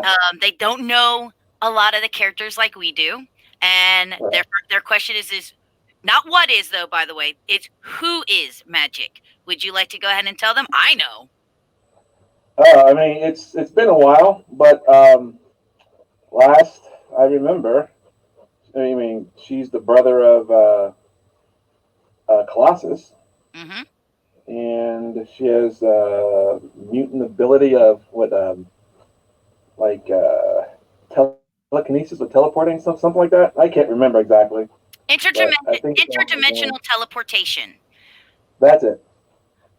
She has magic manipulation, wears mystic armor, and uses a soul sword. Yes. I couldn't have said it better myself. Miss Linda would like to know how are you enjoying Twitch? I haven't done anything with it yet. I have everything set up, for it. I'm wondering if I could, the videos I have now, if I could just upload them to the channel, you know, just to have something for people to view. I don't know that yet. So from my understanding, we're not going to name any names here, but you're actually working with somebody who has a Twitch channel that's been with Twitch for a while, and once you get your schedule cleared, you and that person are supposed to be hooking up together to really show you how to use the Twitch, correct? Oh, yeah. That is correct. Scott, what are your favorite materials / pens to use while drawing? Right now, I'm using just a HB mechanical pencil. You know, with this, you know, I sketch pretty light, you know, and so once I'm done, finish with the pencils, I just go right into whatever medium I'm going to use. You know, sometimes ink wash, Copic markers,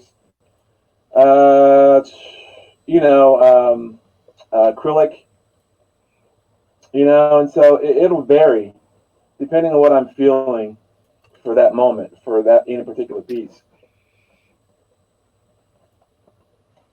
You know, so I want to use different mediums because it keeps me excited about what I'm doing instead of using the same materials all the time. So when I use mixed media, it gets me excited about the possibilities. So first, initially I was just all, you know, just black and white ink, you know, and for a while it was cool, but then it got kind of boring there for me, you know. So I was just learning just to change things up a bit, just to keep things excited just for myself, you know. So it's a mix of watercolor, ink wash, acrylics, you know, some pastels possibly thrown in, color pencils if need be. Hush, Fiskig. Sorry, dog.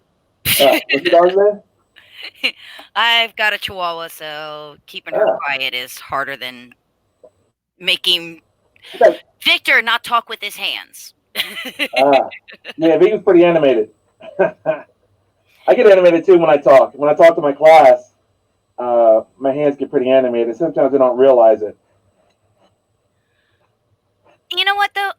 I think that's just a staple of a lot of people. I do the same thing. I talk with my hands a lot. It's funny because with some of the stuff that I do, you don't even see me, and I'm still sitting there talking with my hands, and I realize it like, oh, or I'll wave at people. Yeah. And think, I'm not even on camera. Why am I waving at people? So. Right. You got a thumbs up from Scott Simmons. Yeah, boy. Scotty. So, of course, a lot of people, a big question a lot of people have is how are you adapting with the situation that we are all in with being able to get your work out there and not having the conventions like we always do?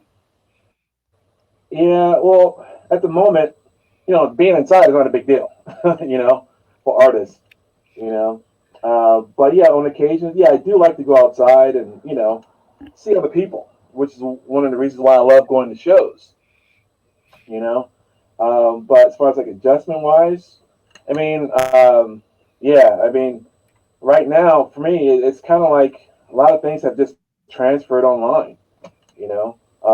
And as long as I'm like putting my work out there, you know, for people to view, you know, I right now I'm getting a pretty good audience with what I'm doing right now because I record my videos, you know, and I've been posting them, you know, do the whole YouTube, and so that's been like gathering me some pretty good feedback. You know? And when did you start your YouTube channel? Actually, I did my very first YouTube like 2007, 2008. You know, and I periodically put like one video up there, like one a year. It looks like it. Just looking at the dates, you know. But this past week though, I mean, I put up I think like 6. Mm-hmm. You know, which is nice. You know, and so they're fun to do.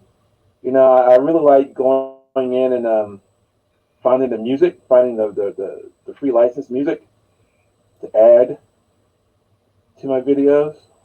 Oh yeah, I do love the fact that YouTube does have an opportunity. When you're in the YouTube studio, you could click music, and they will give you an opportunity to use any royalty-free music that you can add to your videos, which is really nice. Yeah, it really is. Yeah, 'cause I used to, you know, every once in a while, you know, when I first started doing some videos a few years back, you know, I was just like, you know, I had to put the music up, and you know, next thing you know, you get a notification from them that they've shut down the volume of your video.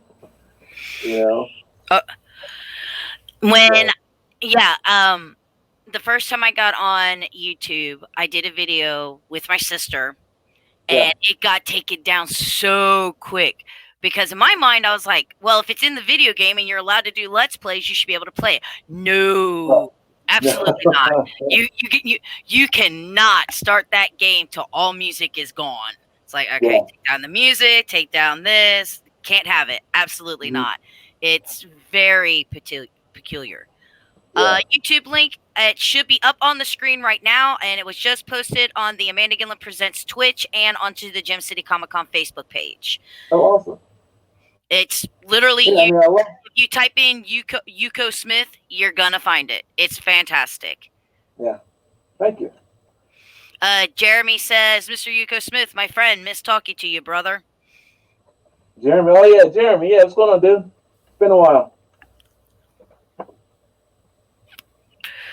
Yeah, so you know, so I've been trying to do these little daily pieces. You know, these quick pieces. What I'm doing right now. You know, I give myself a time limit on these, and so Funny, because I gave you a time limit too, an hour. yeah, you did. Yeah, because you know you got other stuff to do. You know, so.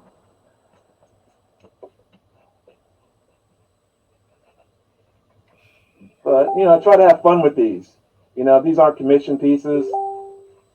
You know, and so I just freestyle with whatever comes to mind with it. You know. Scott Simmons, that's cool. What cameras do you use for your videos, Yuko? Is it just a webcam or an iPhone hookup? Just the webcam. There you go. Miss Lindsay, is the live on Twitch too? Like this? This what we're doing now? I don't know if that question is for you or for Gym City. Is the live on Twitch too? Like, are you talking about his? Because I know his isn't up and running. This is on Twitch. Gym City doesn't have a Twitch channel, so Jesse and Gym City were gracious enough to actually let me stream this on my channel on Twitch, which is Amanda Gilliam Presents. And if you would like that, I will pop that here for anybody on Facebook if they want to go watch it on Twitch as well. And there's people watching right now, actually, so that's kind of cool. Oh, that's cool. On Twitch right now? Mm-hmm. Damn, I want to watch it. That'd be cool. I'm not gonna complain. It was funny because I was going through the comments before I did the live stream on Twitch last night. And there's Scott, and I look at his pictures, and there's me on a TV, and I'm like, that is kind of cool. Yeah. Scott, I should look into doing live sketches. It looks like fun. Yes, you should. Tell him, Yuko. It's very fun. I like drawing live. I like drawing. I don't mind drawing in front of people. I've just been doing it for years now. You know, I draw in front of my class. I do demos in front of my art classes. You know, because I know for me, you know, that's one of the best ways I learned is by looking at artists, especially when I was at that really, I'm still learning, but always, when you're starting out trying to gather as much information as possible, just watching people, seeing how they work through their ideas. And I've always found it to be very exciting.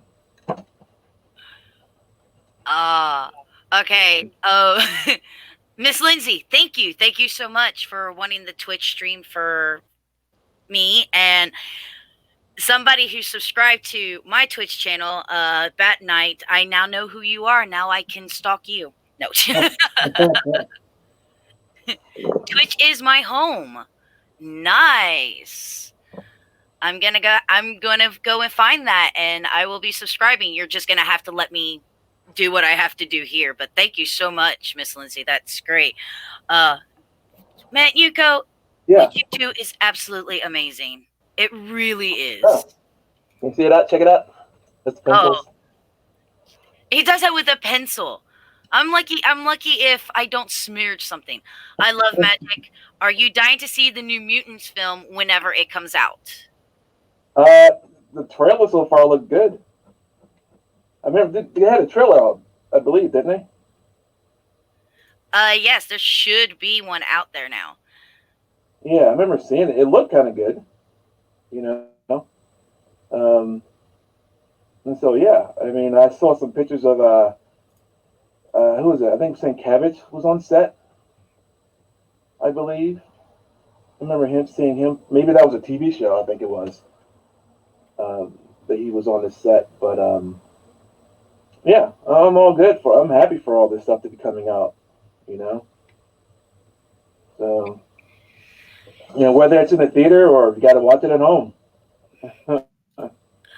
Mitchell Williams, you are a natural. I like to create crazy crossovers for fun, like Darth Vader versus Pikachu or Rick and Morty versus Galactus. Ever do goofy stuff like that, or is it just me? Is that for me? Yes, that's for you. I'm not the drawer, yo. What was it about Pikachu?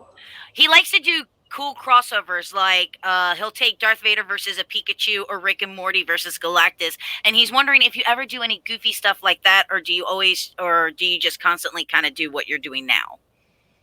I'll get, I've had a few over the years of little mashups like that, but I personally don't do them, unless I'm asked to. But I've seen some good ones. But I remember doing some up at a show in Detroit a few years back. Someone was really big into doing like little mashups with various characters.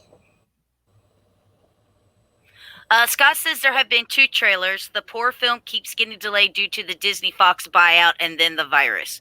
Wait, there's a virus? Since when? When did that happen?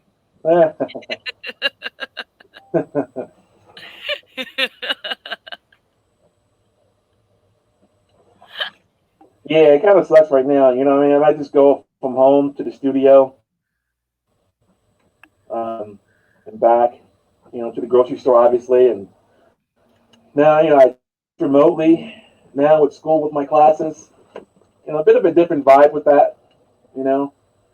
As the one friend had put it yesterday, it's like trying to herd cattle right now. Because students went back home, and some having issues with the internet and logging on and everything. So, so just do what you can with it, So you're actually a teacher? Yeah. Yeah. I wonder, what do you teach? I'm at Columbus College of Art and Design. I teach a class called Drawing for Entertainment and Design.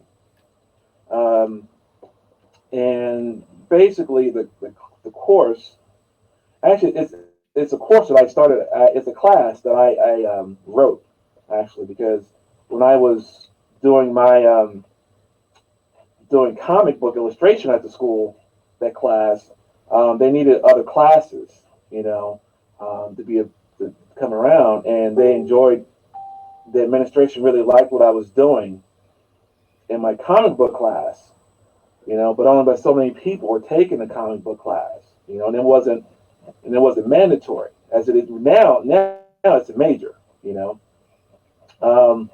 and so my class, Drawing for Entertainment and Design, involves pretty much a lot of things that are involved with what an artist needs, doing perspective work, being able to do character designs, character development, being able to,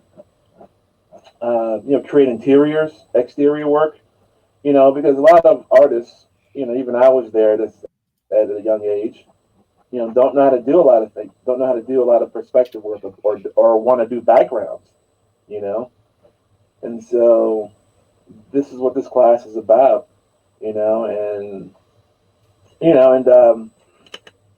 and everything I teach them throughout the semester gets culminated into this one last project for the year, in which they are working on now. So I'm looking forward. I've had some really good. I love to see students improve over the course of 16 weeks.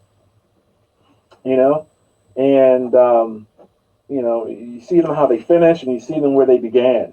And it's such a big jump, and it's so much fun to see. Because I know I was there at that point. I was there. And having those instructors that were really instrumental in helping me get better, and so, but it wasn't until I've been teaching there for like 13 years, going on 14. Wow. And yeah, and it wasn't until, I really didn't have like a big interest in teaching, but it came about because I was going to shows, obviously, and people kept asking me, how do I do this? How do I do certain things? And sometimes you don't really think about it as an artist. You just sit back and freaking do it, But as I kept getting asked more questions about how I do certain things, it helped me create a philosophy, and it allowed me to think a little bit more about what I'm doing, because now you got to teach it, and so that has led me into teaching, because people kept asking me at shows, how do I do certain things, Right. Yeah. And so that sparked the interest of teaching, and that asked me to inquire at CCAD, where I graduated from. Mm-hmm. My buddy that was teaching at the time, you may know him, Joe Caroni. Oh yeah, I know Joe. Yeah, Joe taught the class before I did, and before him, Daryl Banks, Mr. Green Lantern, He's okay. originated the class. Daryl Banks originated the comic book class back in like early 90s, and then, Daryl was busy, then he left and gave it, Joe Caroni came and got it, took the job over, Joe did his bid, and now I am doing mine, and so even though I don't teach that comic book class any longer, but I still teach a form of it, doing sequential work and things like that with my current classes that I have with Drawing for Entertainment and Design. Awesome. Yeah, and so there we do a lot of speed work in my class, because I know speeds, for me, speed's really important, and it allows me to get jobs done when you can have some speed behind you, and not necessarily, labor over something, especially with time anyway. So there's a question for you. Yes. Mr. Smith, question. What pens and markers are you using right now? Right now I'm using this a Warm #1 Copic marker, just to get down some general skin tone as a base. You know, then eventually I will go over it with a little bit dark tone, and just to make it look more three-dimensional. Here, this is the part here we gotta make it look three-dimensional. See that part right there? Yeah, but you know, this is me having fun. So now I'll go into like with a warm number 3, just to punch it a little bit. You know, so I try not to do a lot of things too fast, too soon. You know, I like to layer it in.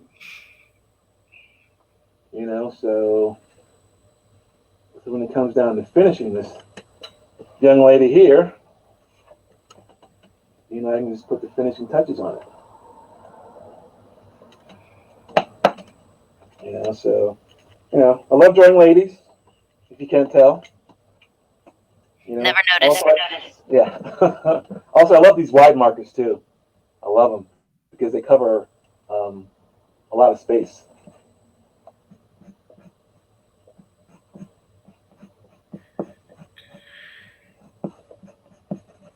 You I'm know? sorry, I get so in trance Yeah. watching people draw. Yeah, so do I. I mean, I love seeing artists draw. You know, I met one of my idols about a year ago. He's one of my idols for years, though. But we were at a show in Jersey, and Mr. Larry Stroman was there, and I watched him draw for a little bit. So I love his work. Always have. But again, like being down at like, it kind of sucks with Gem City right now. These shows, I have like 2 other shows, but they're probably going to get canceled too.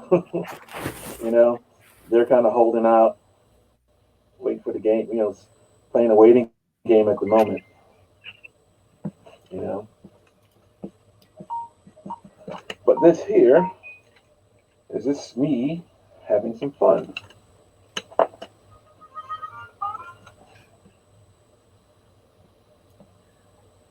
You know, and so.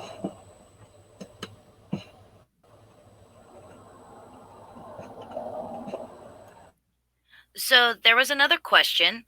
Or not question. One, Scott says it's looking awesome. Thanks, Scott. Appreciate it, my brother. And Jeremy saying, I love your shading style, always have. Thanks, man. Appreciate that. Yeah, I've got to. Hopefully, we can all get together here soon. You know, I kind of do miss interaction with people. I miss, even with my classes, I miss one-on-one time with the students. You know, so that's a little bit disappointing right now.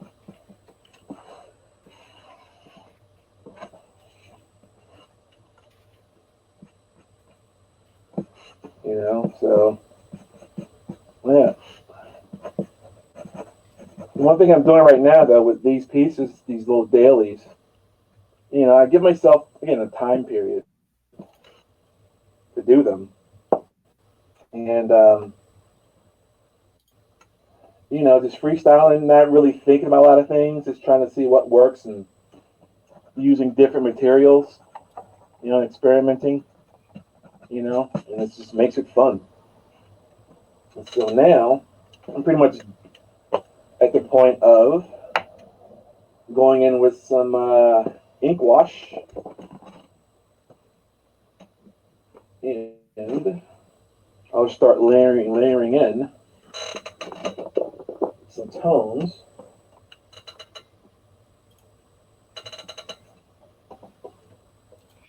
All right, from Brian, you're very good at drawing women. Was it hard for you at first? It was, you know, because early on, all I drew were men, you know, male characters, you know, And you know, and at the times I did draw women early on, and they looked like men, you know. Um, but this constant wanting to get better, you know, the artists that I enjoyed who really did some really nice looking women, who drew them really well. You know, I've always loved Michelangelo. He's one of my top artists I look at, you know. And then there was like Frank Frazetta, you know, he did great women. They were like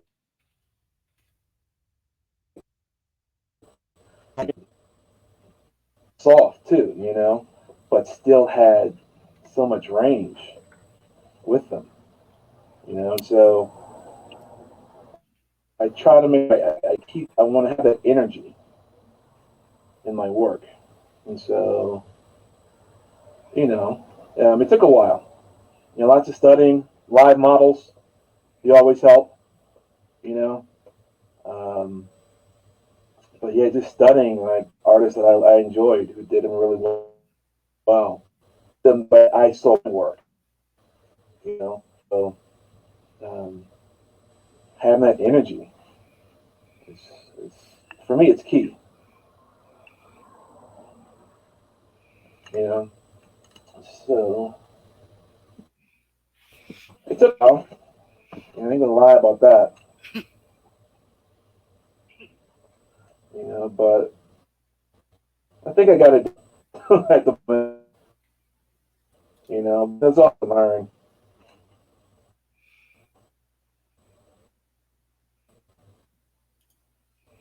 You know, where I look, artist by the name of George Bridgman. Uh, this is authored, 40s, you know, just seeing how he was able to, you know, construct the anatomy, you know, male anatomy. And so I looked at his work a lot.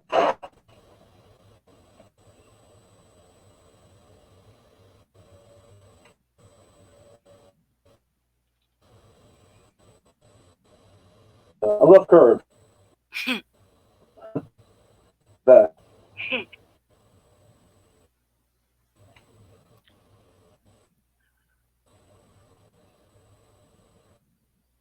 know, sometimes it doesn't get opaque enough for me. You know, going with a brush. All right. I think it needs. Real quickly, I don't know what's going on, but your picture keeps freezing on me.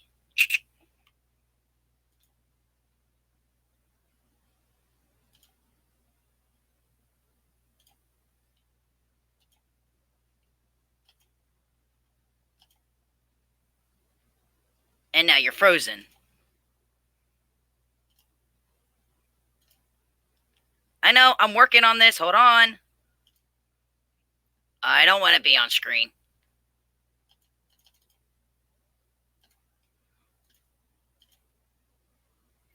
What, Jesse? I was just going to say, well, while we're waiting for his feed to come back up, you could put me back on. Okay. But I'm constantly amazed at Uko. The first time that I saw him at Gem City, he came with somebody else, and you know, everybody was just amazed. They were like saying, "Look how fast he's working! Look at that! Look how fast he's moving!" And that echoes what he said earlier, where that, you know, the faster you work, the better you work, the more quicker you're done. And just watching him work is just amazing how fast he goes, and the quality that comes out of it. I've actually been watching this, trying to do some art. I'm an awful art person. Well, since Yuko's not here, so I don't have to interrupt him what he's doing. And he just messaged me. He's trying to get back in. So he's It's learning. You guys got to remember, we put this together in only 11 hours. A lot of these creators are just now learning how to use this technology, so they're trying their best to be able to do what they can do, and what little bit they are able to accomplish, which is why some people, we've had echoing problems, so on and so forth. It's all about them. It's all about the show, and we're greatly appreciative for them trying out this new thing and trying to be able to do this. But I do want to let people know, because of the platform that we're using to do this, when Uko is over, this video will go down and the next video will go up. So everybody that's in the chat here on Facebook or over here on Twitch, you're going to leave and click on the next video that pops up, which will be within 30 seconds to a minute as I switch over platforms. I think I have him back. Cool. Hey. There you are. You're back. Yeah. It looks like my connection went out. It was so weird because at first something weird happened and I was getting an echo while I was talking to you, and then I was like, "Well, okay." And just getting rid of you. It's not like you're important. It's not like you're the owner or anything. You want to say hi to Jesse again? Well, I was going to say that it's looking great. I'm just always amazed at your work. Or I just can't say enough about it. I'm a little bit tongue tied just thinking about it. But the internet's spotty around. I've had issues too. But I want to thank you while we got the time. Thank you for coming and doing this with us, and take a second to stroke Amanda too. Like, good job, Amanda. This has been amazing. You've been pulled over this. Now make him bigger enough. I want to see how he's doing this. Yeah, this has been fun. I was watching some of it earlier today with Stuart and Gavin. Then I watched some of Forney's yesterday, and this has been kind of fun.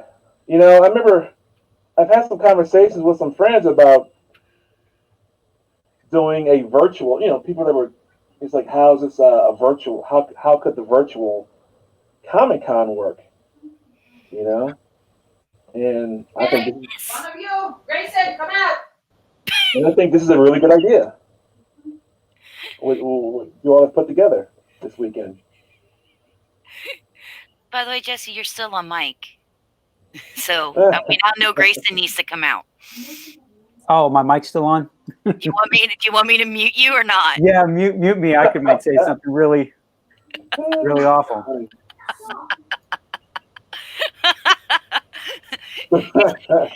Technically, he didn't tell me to take him out. He just told me to make you bigger, which I was on the middle of doing that anyway. And Jesse's like, and then you just hear, Grayson, come here. Nothing like live TV, right? Gotta love it. Yeah.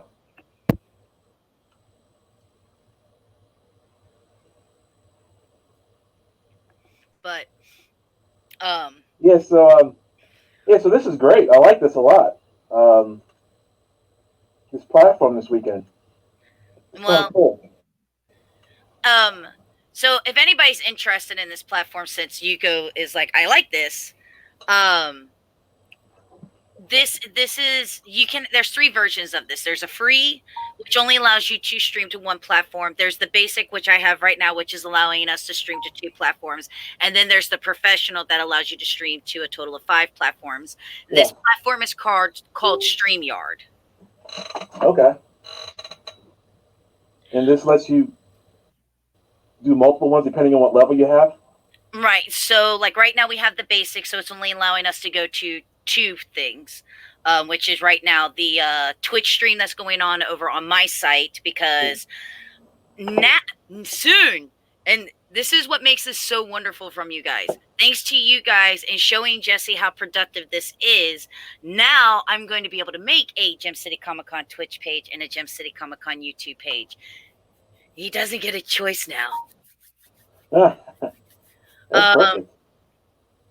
Miss Lindsay, we actually did the first day yesterday, which you can either watch on Twitch or on Facebook, and those will also, due to the honor of Jesse, he's allowed me to also download it over to the AGP. That's our shortened thing for Amanda Gilliam Presents. We just call ourselves AGP. It's also going to go up on YouTube.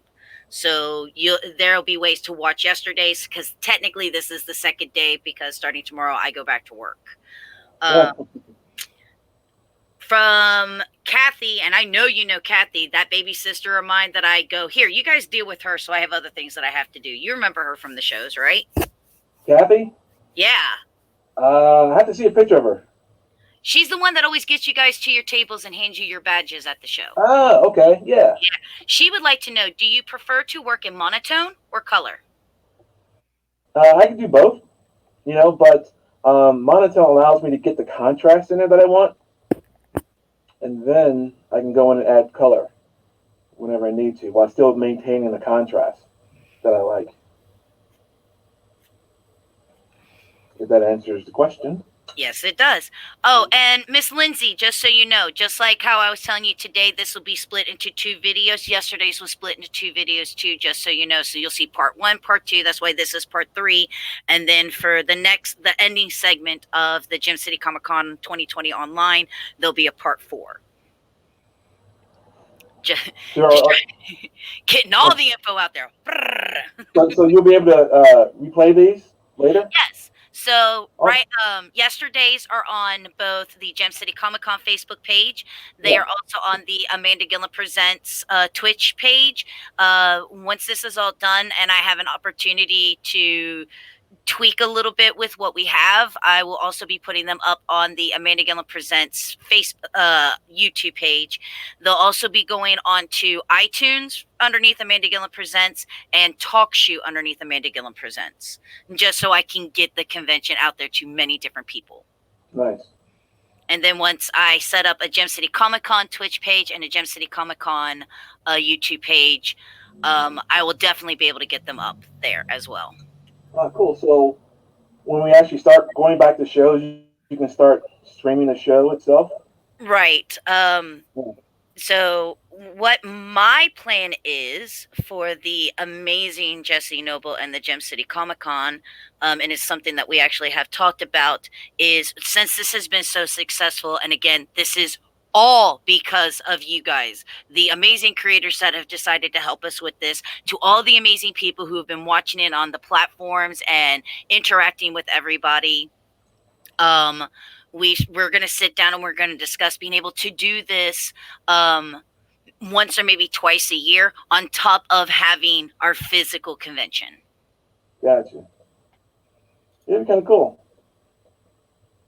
I like that.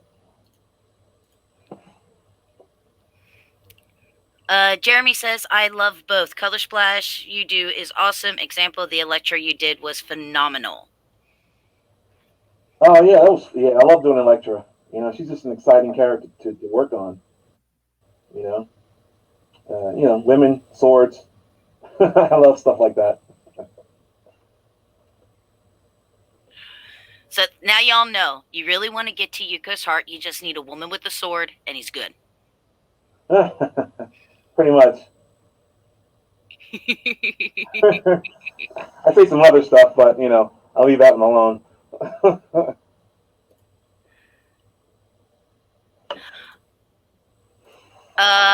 Hey Yuko, are you still working on your how-to book? Yes, I am. I've got sections of perspective worked on. I've got a section on anatomy I'm working on. And then I wasn't really like the thing of vehicles. I love doing the vehicles, but I'm not like, car designer by any means.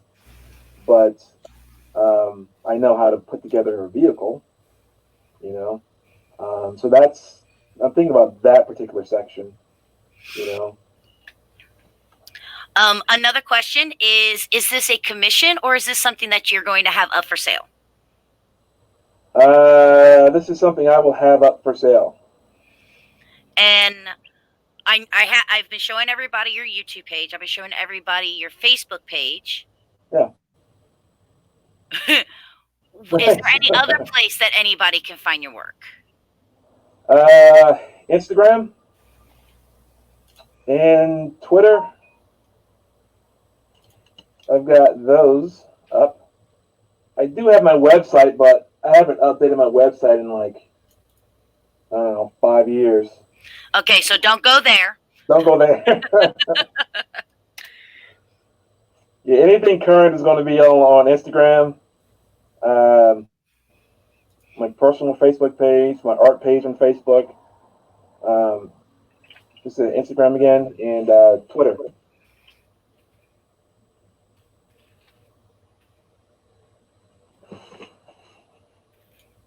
I am getting those for you all right now and putting them into the comments for you guys and posting them up on the page. And boom, there's the Twitter account for you all as well. Awesome. Jeremy goes, see, I stalk you. Follow you. Yeah, that's right. I follow you. I was hoping to see how much I can get done with this one before I sign off. You still got time. It's only 1:43. Oh, make some progress. See? And if you don't finish it, you can always finish it on your own websites. And again, everybody, there is the Facebook link if you need it, if you want to send him a message.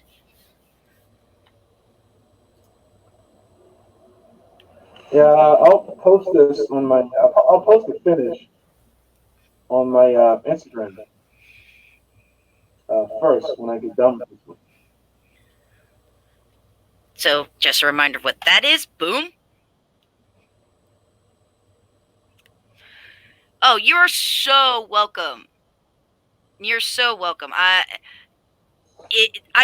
This is one of the things that I like about this setup is being able to, when I post something in the chat on the main link where I'm seeing everything, the links go to both anywhere that we're streaming it, and it also pops up on the screen as well, so people could be like, oh, this, and they could just type it into their phone or whatever device they're using. So my pleasure. Like I said, for me, this is all about these amazing creators, the show. It's been a pleasure to be able to be here with all of these guys. And I just realized I did not send the link to the next segment to Jesse yet. Oops. You would figure the guy who's really responsible for everything would be the one that I want to make sure he gets into everything. Yeah, he's in the loop. Gotta keep him in the loop. Well, I guess so. I guess I could try. Yeah.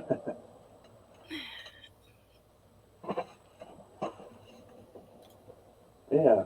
I hope people are enjoying this. Oh yeah. Even with the complications that we've had, everybody has been very positive, very responsive. Nice. Sandy, this will actually be for sale. If you see the Instagram right there, he says that he's going to post it up there first. Yep. Call you Vess. Got it. All right, everybody call her Vess, because I was like, I'm gonna be honest, I'm really bad at names. So like the first thing I always do is like, how do you pronounce your name? Thanks. My name? No. Somebody was I kept calling her by her last name. She's like, you call me Vess, and I'm like, okay, cool. When a name is spelled weird, I'm really bad with names personally, so I just go, what's your name? How do you pronounce that? Cool. Now I'm going to write it down somewhere and put it in my way of how I would pronounce it so I know how to pronounce it right. Because there is nothing more embarrassing than being like, hi, I want to welcome this person, name in the bottom of the description. No. Oh, man. Speaking of names, can't tell how many times people try to get my name right the first time. I pronounce it right? Yeah, you do. Okay. Because that's all I've ever called you, and you're one of the few people I haven't gone, how do you pronounce your name? I'm like, UKO, Uko. Yeah, okay, that's easy. Got that. Which you'll be pleased to hear that Darth Vader you gave me is now framed and hanging up in my amazing Star Wars collection. Oh, sweet. Yeah, I like your backdrop. All the plush toys and everything. Mm-hmm. Yeah, that's cool. I like that. My bed. Yeah. Oh, is that what that is? I so understand that. I mean, I get so many wrong pronunciations of scarecrow. See? So I haven't slept in my bed since I pretty much moved into this 2-bedroom apartment and made a studio. You sleep on the couch? Sleep in a chair? It's a couch. Oh, okay. You want to hear a funny story? I pulled the couch bed out because I was like, I really want to sleep in a bed, but I don't want to go to my bed because then that means I'm going to have to make it in the morning. Wow. So I pulled the couch bed out and I woke up inside the couch. Are you serious? I rolled sideways and rolled to the back of the couch bed and it flipped up on me. Yeah. And I woke up to my chihuahua pawing at it, trying to get me out of it. Oh, that's funny. and then this man goes, "Hey, you want to work for me?" What was Jessie thinking? She can't even get herself out of a couch. I bet you only see something like that on TV. No kidding. I kind of wish I was still streaming when that happened. That would have been funny. Yeah, it would have been. Oh. I'm going to pull this down for just a second so y'all can get a really nice look at what he's doing. Yeah. Look at that.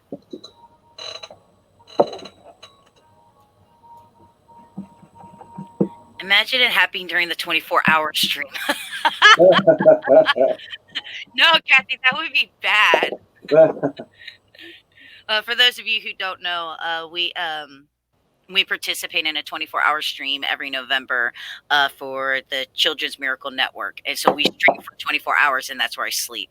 Oh, wow. That's a haul. Well, it's actually something that I really love doing, and it helped inspire me to figure out a quick way to be able to do this and some other stuff that I want to bring to the community.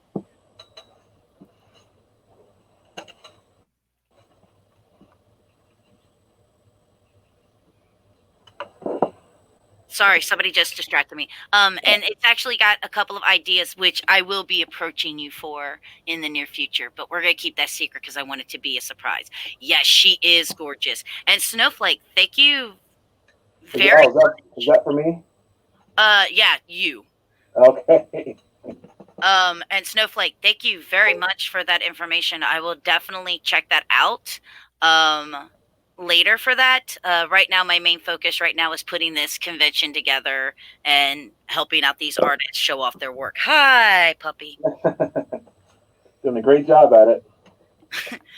I'm gonna be honest. I really do appreciate you guys thanking me, but seriously, I would not be able to pull this off if I didn't have the amazing friends within the creator block that I've made over the years of working in these conventions. Yeah. And the thank really goes out to you guys. All I did was go, hey, I need help with something. And you all just snowballed in like, here, I'll do something. Let me help. So it's really a big thank you to you guys. Okay. Appreciate that.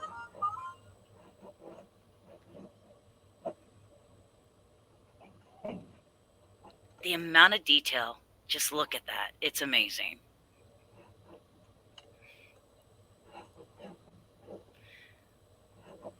Fantastic. So does anybody, you guys can still keep going. Mr. Smith, will you sell more than one of this, or will this be the only one? As far as like making prints? I guess he's asking prints. I don't know right now. You know, if I think it looks printable, you know, I mean, I'll scan it in and see how things look. You know, it's a possibility. You know, but again, I don't make everything I do as a print. You know, sometimes I'll just leave it as is, leave it as just one original out there. You know. And again, guys, if you want to check out some of his work, again, here is the link to Instagram. He posts most of everything that he does on there first. If you would like to message him, be able to talk to him, maybe even do a commission, you could go there. You can also try. I got to go back to it. I got to find it. Where'd it go? There's so many things. No, that's the wrong link.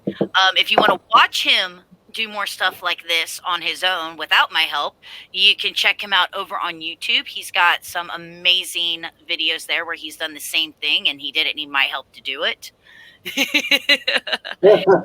But Twitch, I will need help.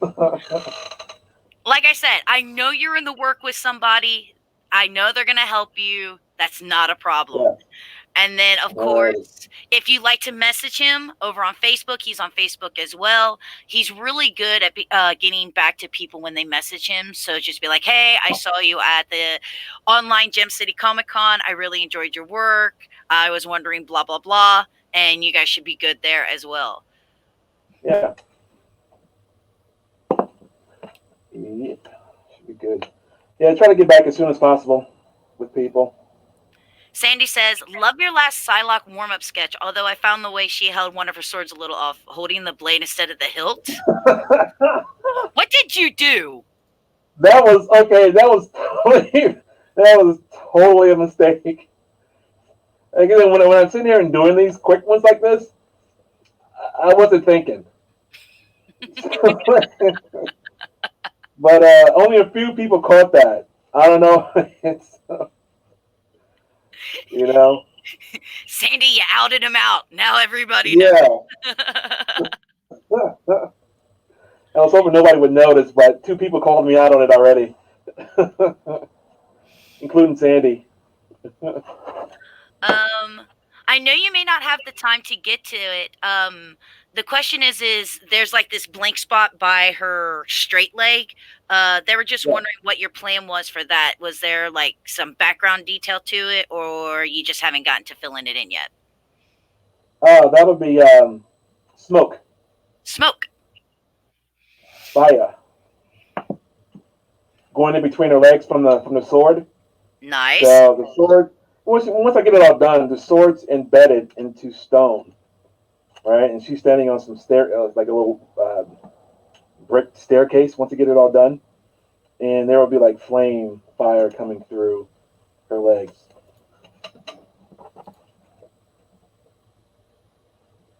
Cool, cool, cool. Okay, let's go here.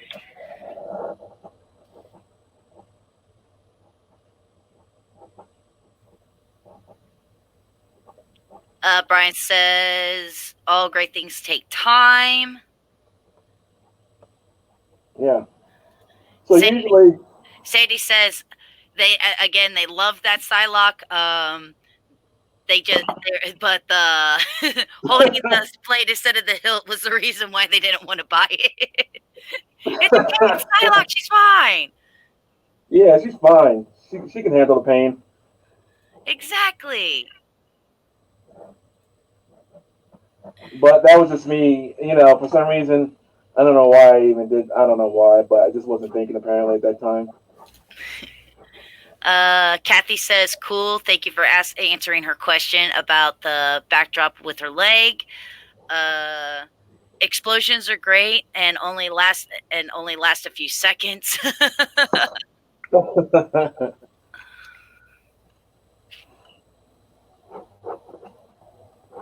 Yeah. No, not that one. That one. Thank you.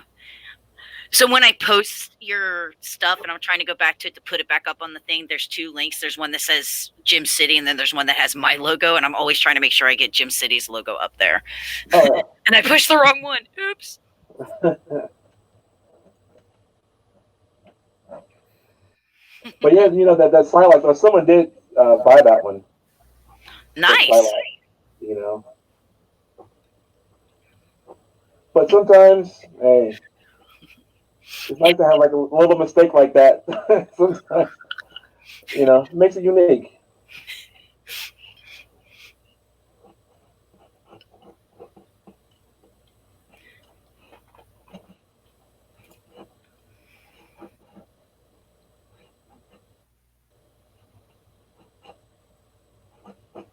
All right. And of course, guys, like I said, here in a few moments, unfortunately, I'm in the car right now. Here in a few moments, like I said before, just so in case you know, because of what we're using, this broadcast is going to have to go down. If you're over on Facebook, a second video as well, Facebook or whichever platform you're on, it'll close down this video here, and then a second video will be popping up on whatever platform you're on. So I would love for you all to come back. We could continue talking. The next set of guests we're going to have is Mike Wasson and Jerry Maynard. They're going to be hanging out with us, and they've got a wonderful panel for everybody in store. Oh, cool. So since we're down to the last 2 minutes, Uko, is there anything else you want to say? Well, I mean, obviously this was the weekend for Gem City. Really? Was it? Wasn't it? I think so, right? Yeah. Yes. But yeah, hopefully see some friends here soon when all this mess is over. You know. Again, thank you, Amanda. Thank you, Jesse, for offering me the spot. It was our pleasure. Yeah, to show a little bit of entertainment for this hour. So it's been fun, and I should be done with this here soon. So check out Instagram here shortly. A little bit later this afternoon. All right. So everybody, make sure you check out that Instagram page. Here's that last shot. Hold on. There you go. There you go. Right. So go check out that Instagram page. Check out his YouTube channel so you can see some of his other sketches. And Uko, thank you so much for joining us.